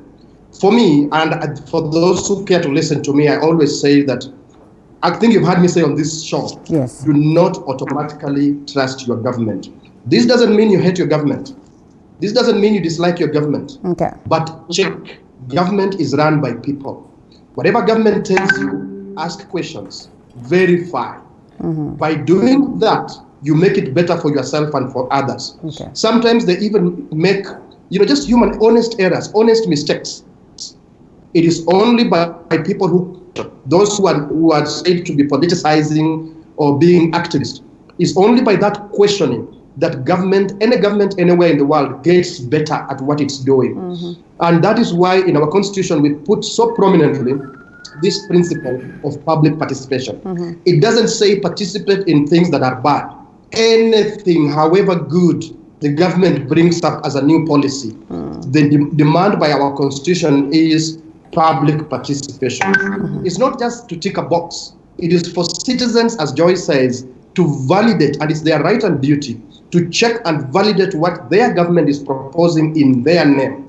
So when people question and say, hey, have you taken care of the security of personal data, personal information, and so on, it's not because they want to oppose government. It's because they care for the rights of citizens, and they just want to make sure that government factors that in. That is how, Linda, we better our society, by questioning and pushing government to get better at what it's doing. And finally, that matter is still in court, is right now at the Court of Appeal. Okay. But there are orders that the High Court gave that are still valid. Right. And as very genuine orders, to me, very straightforward. Take care of these concerns. Do not ask, for example, for DNA information. Do not ask, for example, for GPS coordinates. Why do you need that?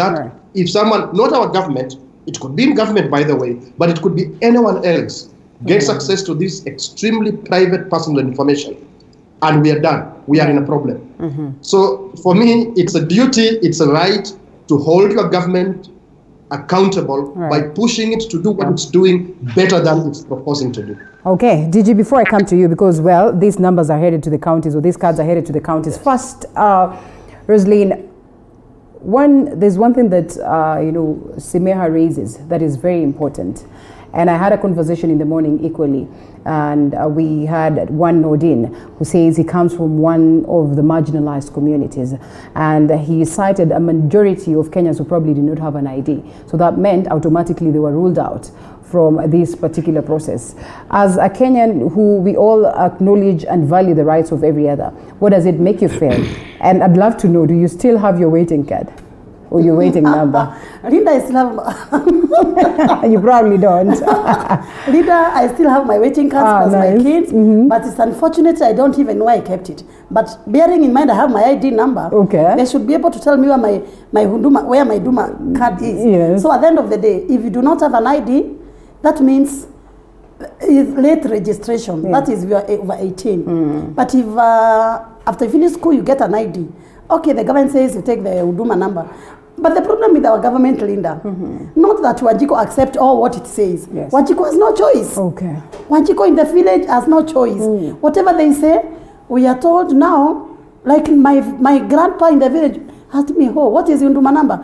I was told if I don't get a Huduma number, if I go to the hospital, I will not be treated. Now it's the government is caring its own citizens. Okay. They are taking Huduma number because of being scared. Okay. Not that they know what it is, not that they have been told what is supposed to mean, not they are educated on what will happen when you get Huduma number, or the process will be brought nearer to you. So they are taking, that the government knows, we are taking Huduma number because we are scared of it. Because even if the lawyers go to court and ask for the court or the injunction to stop the whole thing, government does not obey the rules. All right. Or those court orders.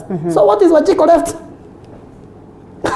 You are deputy governor, you know, at the level of the county. What is left of the common mwananchi? He speaks at a point where they say, after all, it is going to be forced down our throats. It's going to be bulldozed. I mean, there's nothing we can do. Linda, that is a negative attitude. Oh, yeah? You see, what Semenya says, that you should not always trust the government, is wrong. That is taking more like a negative defeatist argument. And it's a bad attitude. In fact, as a citizen, you should always trust your government. Because who is government? Government's me and you. But always trusting your government does not mean that you don't put positive criticism. You can trust me and still correct me. If I make a mistake, you should be able to correct me. That doesn't mean you don't trust me. I trust my government, but I still criticize it when necessary. Now, let me ask you, Linda, sometimes we Kenyans are fond of an unnecessary negative attitude. I have explained that to the best of my understanding, we had no way of identifying anybody who's below 18 years old. The Huduma number is the only way we'll be able to identify people who are below 18 years old, people who are 10 years old, people who are 16 years old. Now you tell me, what is the alternative way of identifying a 15-year-old young man who has become a techie, who has become I can't remember the name they call it, but these people who are talented, who begin developing software things at the age of 14, and they want to be identified and even save and even keep money in their own accounts. We have no formal way of identifying them. Now, Huduma number will provide that formal way of identifying people below the age of 18. Now, you have asked what's going to happen in the counties. You see, Huduma number is a national exercise. Not all functions have been devolved. One of the functions that was not devolved to counties is registration of persons, identification of persons. That is still a national function. So county governments have nothing to do with this. County governments have nothing to do with this. We will register as citizens, and they will abide by what the national government issues because it's a national government function. But my attitude is we do not have to criticize everything just because it comes from the government. There may have been a few questions like protection of personal information, personal data. There's nothing wrong with that. And I think the High Court gave a ruling that comprehensively addressed that issue. Now, are we going to keep on criticizing the government because we want to appear strong that, oh, you know, I know this, I can do this? No. Let us sometimes cooperate with the government and see whatever good it's doing, because you tell me, what harm will it cost you to register for a Huduma number? I keep on giving the example of America. They have ID cards, they have birth certificates, they have driver's licenses, but they still have a social security card or a social security number which everybody gets at birth. Once you've been born in America, you get a social security number.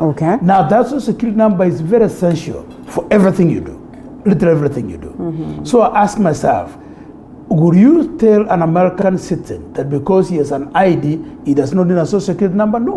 Would you tell an American because he has a driver's license, he does not need a social security number? No. So what's wrong with the Kenyan government saying, other than having your ID, other than having your driver's license, let us come with more of a consolidated number, which when you type into computer, all your information comes out. In America, when you type your social security number into a computer, all your information will come out. So we are making a big deal out of something, a mountain out of an anthill. Okay, so let's wind up on this. Joy, And I mean, it's the very same question that will loop us into the next conversation, which will be the BBI. While the DG argues that it is unnecessary and sometimes it is very unfortunate when we see some citizens coming out to challenge what it is that the government, to lack that trust on the government. And on the other hand, you know, while we also acknowledge that there's some few people who would genuinely do what it is that is expected of them, whether it's an order from government or not, like Simeha, one would want to ask, what really is the problem? What ails us? Is it that we have, an ignorant citizenship, or citizens that are ignorant, or is it that we're not doing much on a civil, education, because it is very crucial? I mean, in as much as we'd want to say, okay, this is it, this is not it, reality is that what some of the things that, like Mamushka or Roslyn speaks about, is that, this is what people are doing. People have gotten to that point. A majority of Kenyans will tell you that we just did that because of the pressure that was coming on this other end and the negative information that was circulating around.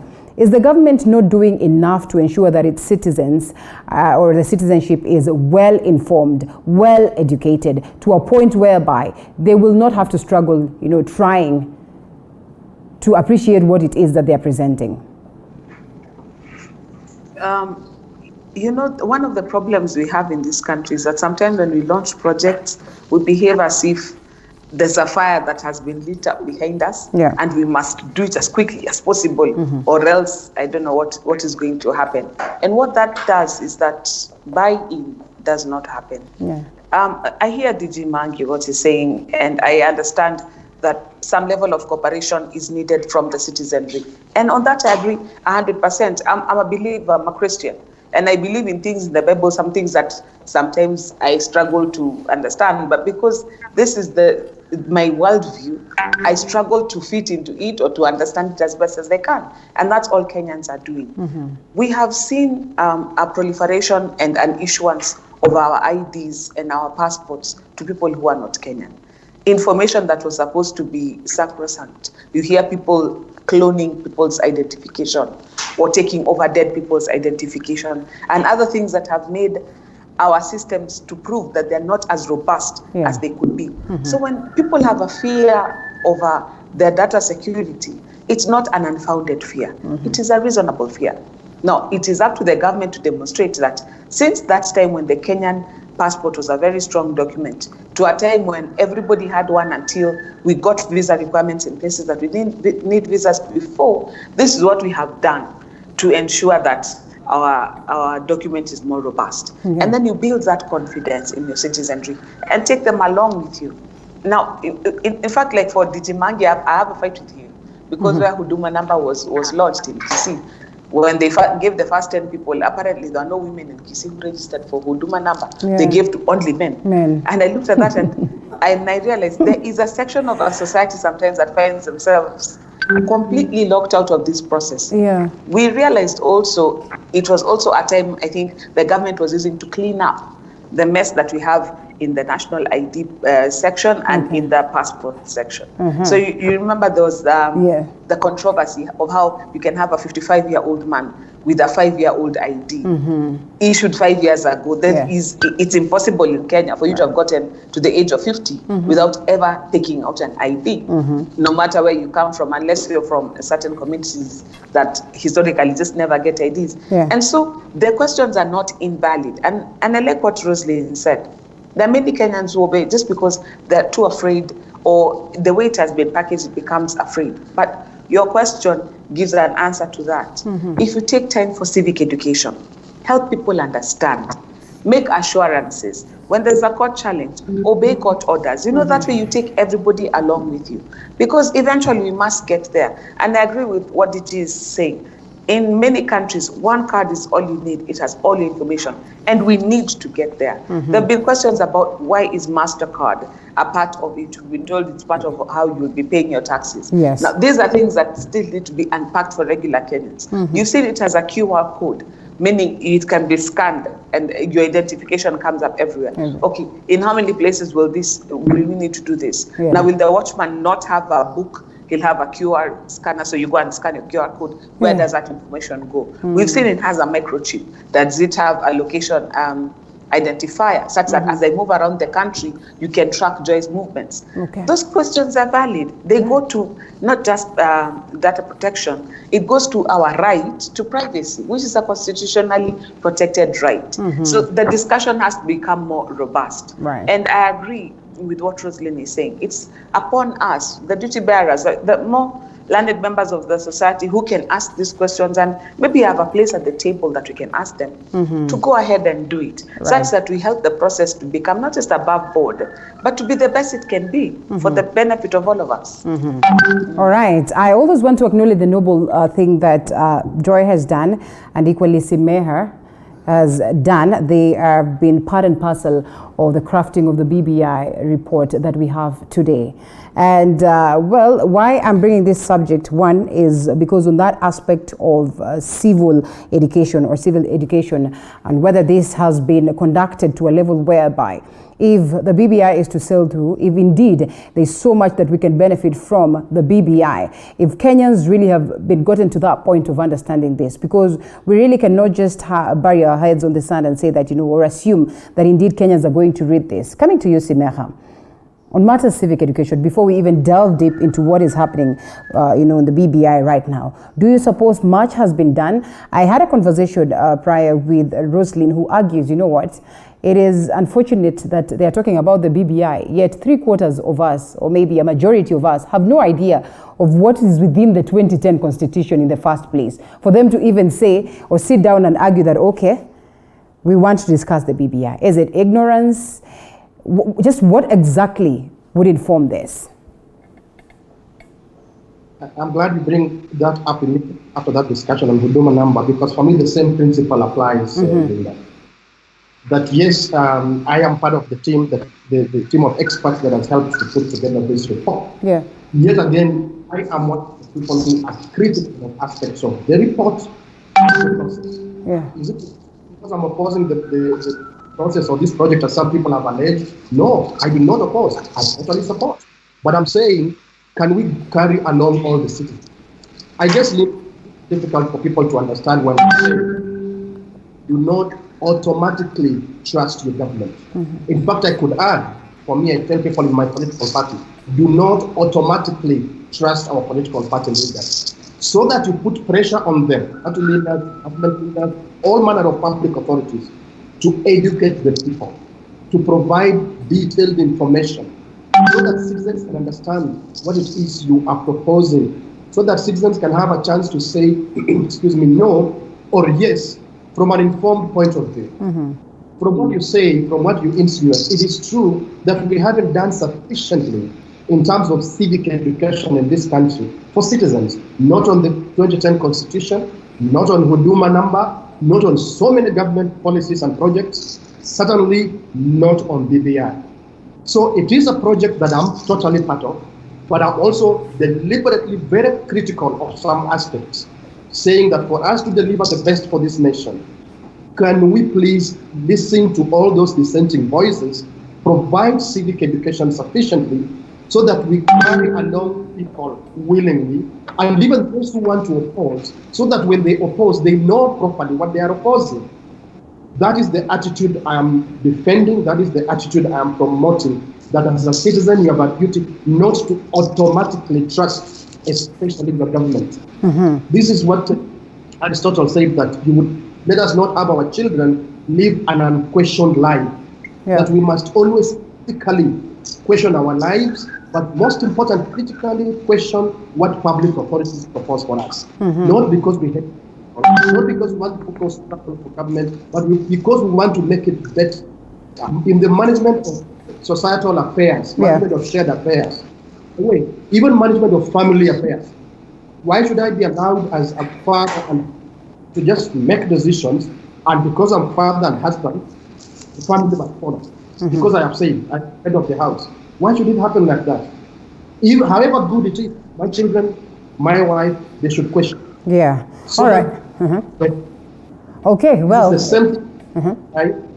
People need to question. Right. People need to insist, please, can we have civic education? What is the hurry? I agree with those who ask, maybe not for the same reasons, but I agree with those who ask, what is the hurry? Are there times that we question too much?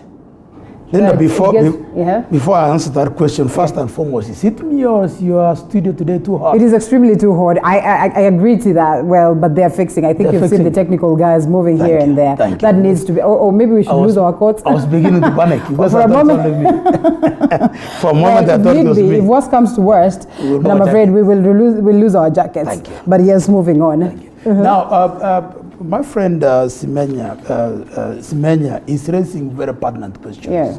First and foremost, I want to thank the president for postponing the launching of the signature collection today. Yeah. You know, I was beginning to wonder, what is it that we are launching? Because my expectation as a lawyer is that you cannot collect signatures before you publish the bill. Right. The BBI bill needs to be published so that when you ask people to sign to support the BBI, they know what it is they're signing for. Because right now we don't have the bill. So what are we launching? Which signatures we are collecting signatures for what? Okay. So sometimes we rush things unnecessarily. I have said time and again before that personally I support BBI because of two principal reasons. Number one, the creation of the post of leader of opposition, which will, according to me, solve the issue of post-election violence in the unnecessary need to create handshakes. That I support. Number two, I support PPI because of the devolving of that 5% to counties. I want to become governor, and I want to have that 5% to develop this county. All right. But then, as I always say, I'm a realist. I'm a post-fit. I don't like to bury my head under the sand and assume that things will work out. This PBI document has things that will not make it pass. One thing I've always said consistently is the requirement for MCAs to be graduates. The MCAs, you require 25 assemblies to pass this BBI before it goes to the referendum. Now, you are asking them, 80% of them are not graduates, but you are telling them we want to give you 5% as World Development Fund, but for you to access it, for you to become an MCA, you must be a graduate. And you're telling a man who's not a graduate. So this man is going to say, why am I filing myself? So if we don't attend to some of these little amendments, some of these little changes, PPI will fail. Right. I am very confident that if we do not remove some of these hurdles, PPI will fail. Right. So that's why we keep on saying, and I agree here with the Deputy President when he says, why are we preparing to fight when we don't have to fight? We can make this thing a non-divisible. Okay, you cannot say that it can be non-contested because politics is about contestation. Elections is about taking a photo or a yes or no. And after all, not all interests can be captured. Exactly. But then we don't have to make it overly divisive. And that's why I agree with the president who said, hey, let us wait. I am hoping that sooner than later we'll be able to have this. You know, over the weekend, Linda, I met with my brother, Matiang'i, the CS for Education. We had a discussion. And for Interior. Yes. Interior now, yes. Sorry. He's my brother. He's a man we have grown up with. When I was in Kenyatta University, I was in Nairobi University. And we know each other for a while. We were at the university at the same time. But sometimes politics, you may take a different direction. But now we met and we agreed that for the sake of Omoxi, there's no need of fighting. Let us come together and speak with one voice. Instead, what am I hearing? People are saying, oh, Mangi ametoka hapa, ameenda hapa. We don't have to be unnecessarily critical, even when brothers sit down and say and agree that let us speak with one voice for the sake of our community. There's nothing wrong with that like that. Yes. Okay, well, for clarity, Joseph Simeha. Yes. All right. Coming to you, Roslyn, and the BBI conversation is here. And I mean, it's probably your chance for you to get to ask some of the crucial questions that you've had as a common Mwananchi in terms of, the processes of crafting this report that we have with us today. Do you suppose that, one, there's some level of genuineness in the fact that, well, there's, these people who say that we need to have a conversation revolving around that, and even if a conversation is had, the interest of everyone, can they be captured within this particular document? Are we expecting too much from it? After all, it's not a process that is supposed to root out the constitution that we have, but to just strengthen it in a way or make it more progressive. Well, Linda, that's a very complicated question. Yeah. For the BBI, when I went to class, I remember when I went to class 4, okay, I was told there's something called biology. Right. And there's something called photosynthesis. What is that thing called BBI? Up to date, 95% of Wanjiko does not even know what is BBI. We could have done the introduction first. They could have done the introduction first. They've not done enough? They have not done enough. Okay. You know me, I'm in the class of mixing with everybody. Yes. Not the high class. All right. BBI has been kept aside by high class people to cover their interest. But for Wanjiko, nowhere. Like what Manga said here. How can you create a position of an opposition? It's not supposed to be like that. All right. What I believe from my wisdom, it's supposed to be rebels people who feel this thing is not going the way it's supposed to do. A government must have an opposition, not to be created. Linda, maybe I want to live as a single mother. Somebody else tells me, no, you must get married. What if I try to get married and the person I marry, the next day, we are not rhyming? I just give him a divorce. Now here, the government of Kenya is holding us hostage by telling us we are creating a position of opposition. That should come automatically. Okay. That one, take it to the bank. Should not to be done through the BBI. It's been there, but they just say, but because, I mean, most of the times the opposition will make it hard for government to function. No. Okay. Do you know why it was killed? First and foremost, the same BBI, it's not looking at the IEBC. Why do people fight after every 5 years? They do not want to solve that problem. People do not fight because Mr. So-and-so has won, Mr. So-and-so has won. They fight because IBC is dirty. All right. It needs to the Electoral Commission. They want to fix the Electoral Commission. The first thing is to fix the Electoral Commission. Do not favor him or her. If I win, if Wanjiko choose Linda, let Linda be the Linda. Do not come the other way to tell us, oh, we are going to make a merger so that you can be the president. Another thing I want to tell my friend here. He talked of 35% going to the county. Through the 2010 constitution, there is 15%. It's 15%. Yes. Have you even managed even 5%? To talk of that 5? All right. It's not possible. Joy, coming to you, the IEBC, the aspect of the 35%, commission that is supposed to be taken to the counties. I mean, the commission that is IEBC. Chebukati yesterday argues that, that approach that is within the BBI is not the best approach.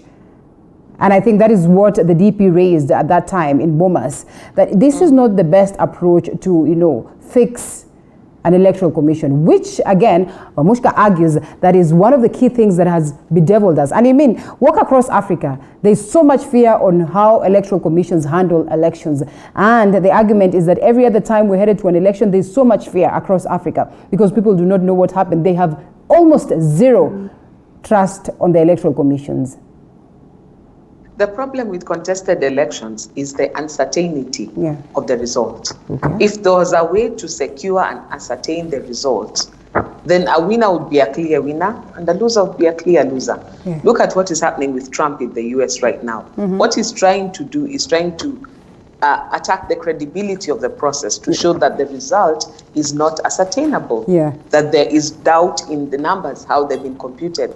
And that's usually our problem in Kenya. We don't have a calculator that counts our votes correctly. And so everybody keeps coming up with a different result. I have 5, Simeha has 3, Mangi has got 2. So who's the correct one? That's usually the problem. And I agree with what Madam Roslyn is saying. If we do not find a way of solving this problem that perennially dogs us, then it doesn't matter how many times we change our constitution. If our electoral process is not simple, verifiable, and ascertainable and verifiable, then it will always be a problem. One of the things I've always said, when we started changing the rules to suit the politicians, we started running into trouble. So from the days of Agenda 4 and IPPG to the way we even bundled out the Isaac Hassan Commission before their time, we have gotten to a place where we've given our politicians the appetite for picking the referee, picking the field, making the rules up as they go along. And what I'm hoping happens after the BBI process is complete is that we actually crack this code and come up with an electoral system, one that is easy, is ascertainable and verifiable, but not just that, we come up with a way of handling the elections that is the same. Another thing that we also have to address is that our elections are very unnecessarily expensive. Okay. And I've said here before, when we have ballot papers that have got more security features than our money, it's nonsense. Yeah. We have to come to a place where even the cost of our elections is managed because of raising the quotient on trust. Now, this ties in with also what you're talking about, the principle of national ethos. When we're talking about the software, trusting each other, Utu and Ubuntu, looking out for each other, such that what I do, I know affects my neighbor. Yeah. Because right now we are in Kenya again, we've made our politics do or die. Forget even about the presidency when you're talking winner takes all. Even what this Jimaangi is talking about at county level, it is winner takes all. It is cutthroat politics. And we have to come to a place where people look at politics more like a chance to serve rather than an investment opportunity.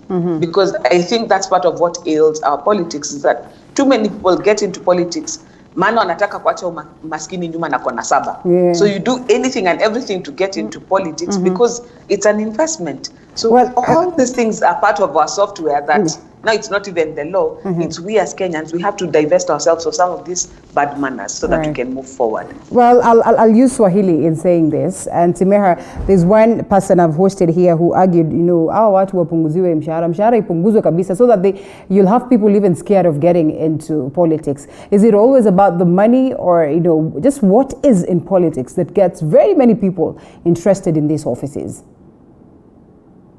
I think Linda, I think it's about what Joy is calling the software. Yes. I also am one of the people who argue that, in fact, let us drive discussion on public affairs into the public, such that we are not afraid to say that we know Simeha is a member of ODM. Yeah. We are appointing him as the chairman of the Electoral Commission, but we have trust. He will, rather than Simeha comes and says that I'm neutral, I'm not part of any party, but he has even worse interests than party interests. There is no harm, in my humble opinion, in people being nominated and appointed by political parties, people whose party leanings are well known, to serve on institutions. The problem is not those parties. The problem is not the interests. The problem is the deficit of trust in this country. The problem is our ethos. If we look, although we can see all the manner of mess the politicians are making in the US, if we look in the US, where I suppose DG has been for a while, even the chief of defense forces, you can be told he's a Republican or he's a Democrat. Yeah. But the moment you get that off of office, he is not serving his party. He is not serving his political leader. Yeah. He is serving the nation of the US. That is what we need to get to. There is something in the BBI in relation to this that we have completely chanted aside because it's politically not exciting. And this is the policy doctrines, the software, the things we have proposed in the BBI as the software that should help us to re-engineer our nation. We will not re-engineer our nation by creating new laws, by changing the constitution and so on and so forth. We will re-engineer our nation by attempting to do something about our national character and culture. Okay. And that by adopting a certain set of values, which then work towards. We will not achieve results, by the way, by 2022. Right. We must begin, it's a long-term project. We must begin by instilling these values in PP1, PP2, going forward. You can, that in the next 15, 20 years, you will begin to see the changes. There's a problem when people have this, for me, it's a false expectation that we put things in place in 2020, come 2022, Kenya will have changed. And we will see a different Kenya. We will hurt ourselves when we entertain those kind of expectations. As we've often had, those very same people. Yeah. This is where we drive discussions on interests into the public, so that if Joy belongs to some other party and I belong to another, we are known that we belong to these different parties. We bring our on the table and discuss openly so that we are held accountable, rather than hiding the thing of neutrality. Yeah. This thing of neutrality has cost this country a lot. Let it be known that DG belongs to that party, and DG is not there to serve his party, but to serve the public of the Republic of Kenya. So Chebukati can hold his views. I mean, that is his view. Yes. In my opinion, I do not agree with his view. I just think that the emphasis has to be elsewhere. Okay. That my sister raised on the creation of position of leader of position. Leader position and many other positions in society right. are very important institution of governance. We look and we stop at those who are in government. We think we have sorted out governance in society. No, we haven't. Governance in society includes the opposition, includes the religious sector, includes civil society. The position of a leader, former leader of the opposition, publicly funded, is an extremely important institution of governance in society. Yeah. All right. Well, thank you so much for that. Time is equally not on our side, but well, this is simply because I think I should not extend this. Not everyone is used to the heat in studio, and I don't want some of us collapsing here. So in the best interest of that, I think I'll allow us about less than a minute, 45. Because it's Thursday. Thursday we do State of the Nation. So technically that's one thing that you think is crucial that we should address this morning should come in as your parting shots. One would argue education, one would argue health, depending on what you term necessary to discuss this morning. I'd allow you to give us, something on an overview in regards to that. Thank you, Linda. First and foremost, let me thank you for giving us this chance. Thank you too. I like what Mudriva Thing said about national ethos. National ethos in our country, or in any country for that matter, are not legislated. They evolve. The British system, the British constitution is not written down. It's based on morals that the British have always lived. They have lived in a certain way, and they believe in those morals. The American system is based on trust. In fact, they say, in God we trust. Yeah. But in Kenya, we want to legislate our ethos. You cannot legislate ethos. See, morals, we grow into them. You see, there are three reasons, I believe, why people go to politics. Number one, there are those who go to politics to earn a salary. It's a good salary. There are those who go to politics, number two, to protect their interests. But there are those who go to politics to serve wananchi. I believe I'm one of those who want politics to serve wananchi. Now, the moment Kenyans will begin electing people who go to politics to serve wananchi, the moment they will begin electing people who believe in evolving ethos, in serving the people, in looking for the common good of this country, is when we change this country. Right. But remember, we're only, I think, 58 years old. We keep on comparing ourselves to the British system, which started in BC, before the British system was there. Right. We keep on comparing ourselves to the American system, which is today, I think, 283 years old. Now, we are only 58 years old. We must allow ourselves time to grow. I'm not saying that we'll invent the rules, but I'm saying let us grow. See what's going on today, this BBI, and all these things. We are trying to reinvent our own Kenyan system of democracy, where we don't want to reinvent the rules, but we must accept that we're a young democracy, we are a young nation. Let us allow ourselves to grow and develop our ethos, but we cannot registrate behavior. We must grow into this behavior by being good-mannered. All right. Well, Rosaline, one thing that you feel we should not leave this space without discussing or without touching on? Linda, if every Kenyan is not healthy, there's nothing we are doing. Okay. Mine is about health. If we can, what is emergency today in Kenya? If you are told to choose, what can be handled as an emergency? It is health. You're an entrepreneur, don't you think also health the business is very important because if I'm not healthy, there's no business. And there is nobody I can attend to. For me, I feel BBI should be held. Okay, stay tuned. Kando. We think of this big epidemic that is killing everyone, people dying everywhere. We need to think of how NHIF can start paying hospital bills for the poor Wanjiku. That is the thing now I'm supposed to hear a member of parliament who I elected to go to the parliament to be talking about, not talking about the BBI. In fact, when I hear of the BBI, I'm becoming sick. I am not opposing BBI. I am for it 100%, but it can wait. What is the urgency for? Can we think of how we can get cure or how we can make our people in the village, everywhere in the world, everywhere in Kenya, not to suffer. Because, by the way, Linda, we are at risk.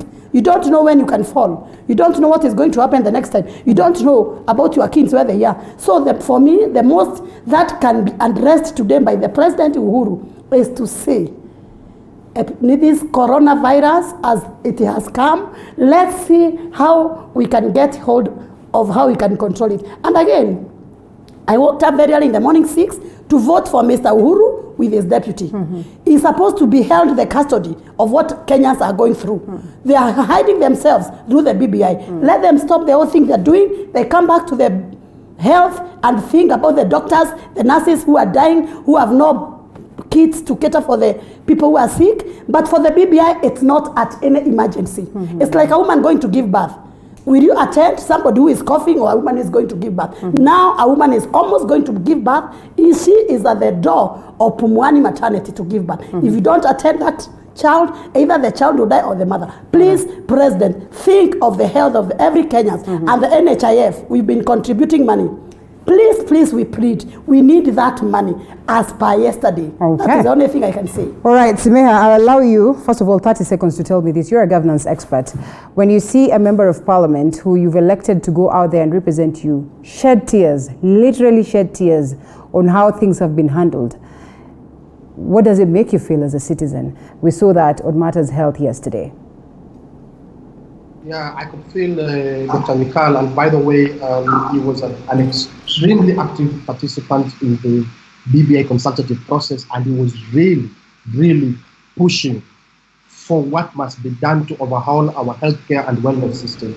By the way, based on privileged information, having interacted with him in the BBI process, he is being very honest when you see it, in my opinion. He's being very honest when you break down like that. He really, really cares for the healthcare system in this country.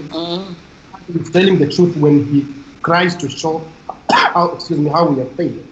Now, my parting shot together with that, Linda, is that when that MP is crying about happens, when another MP dies because apparently the nearest health facility does not have oxygen, because of course he has huge health insurance cover that he could be flown anywhere, but now, because we don't choose where medical emergencies find us, it found him in the village where probably he has never thought he needs the best medical facilities. When all these things happen, when education fails, Linda, those are failures of governance. When you see coronavirus ravaging us the way it's ravaging us, those are failures of governance. This is why I am a persistent proponent of people paying attention to their governance, people being involved, not sitting and waiting for their MP to do for them or for their government to do that. People putting their government first, people pushing, Mheshimiwa Maangi and Ongwae, my governor in Vihiga, Otichiro, Uhuru Kenyatta, people constantly pushing them, putting them under pressure that you must deliver better for us. When we have a working governance system and an honest political system, then we sort out education, we sort out health, we sort out social services, and so on and so forth.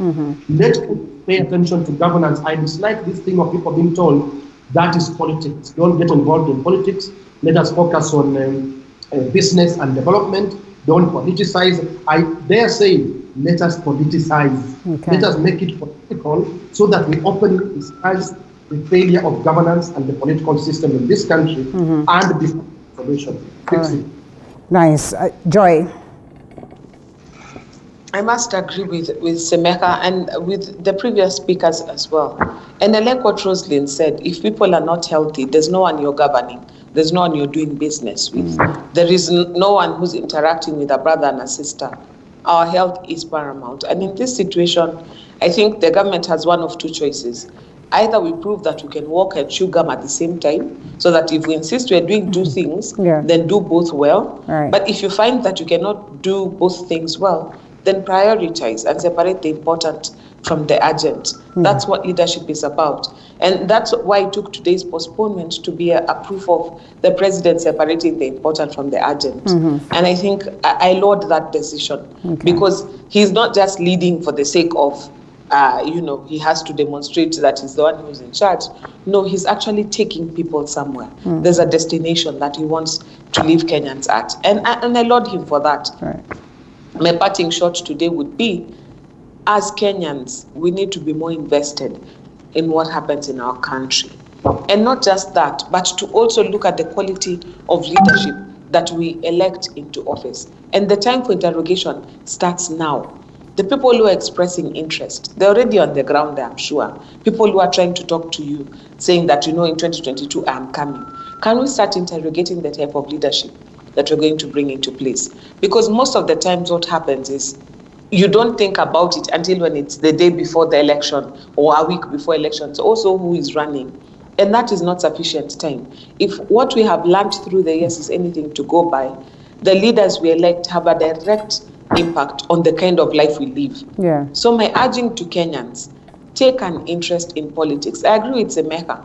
As much as we try not to politicize, and that word I'm not too sure whether it's the correct one, politics is in everything. It affects how our children go to school or do not go to school, how our health systems work, how our daily business goes by. And if we don't get to a place where we interrogate our leadership, then we will end up with leadership that takes us where we don't need to go. That's one. Right. And secondly, I want to urge those of us who are looking for leadership positions or who are in leadership positions, let us lead from the front by being patriots and demonstrate that which our people actually expect of us. When we go into parliament, into a space, and you're giving yourself 5 years to accomplish what you personally want to do, and you forget all the people that you're leading, even God will judge us harshly. Right. So as a nation, let the leaders do what we elected them to do, and for the electorate, let us interrogate more closely who we put in places of leadership. That's my parting shot. Thank you so much, Joy Mdivo, the ED, East Africa Center for Law and Justice. Let me do the ladies first.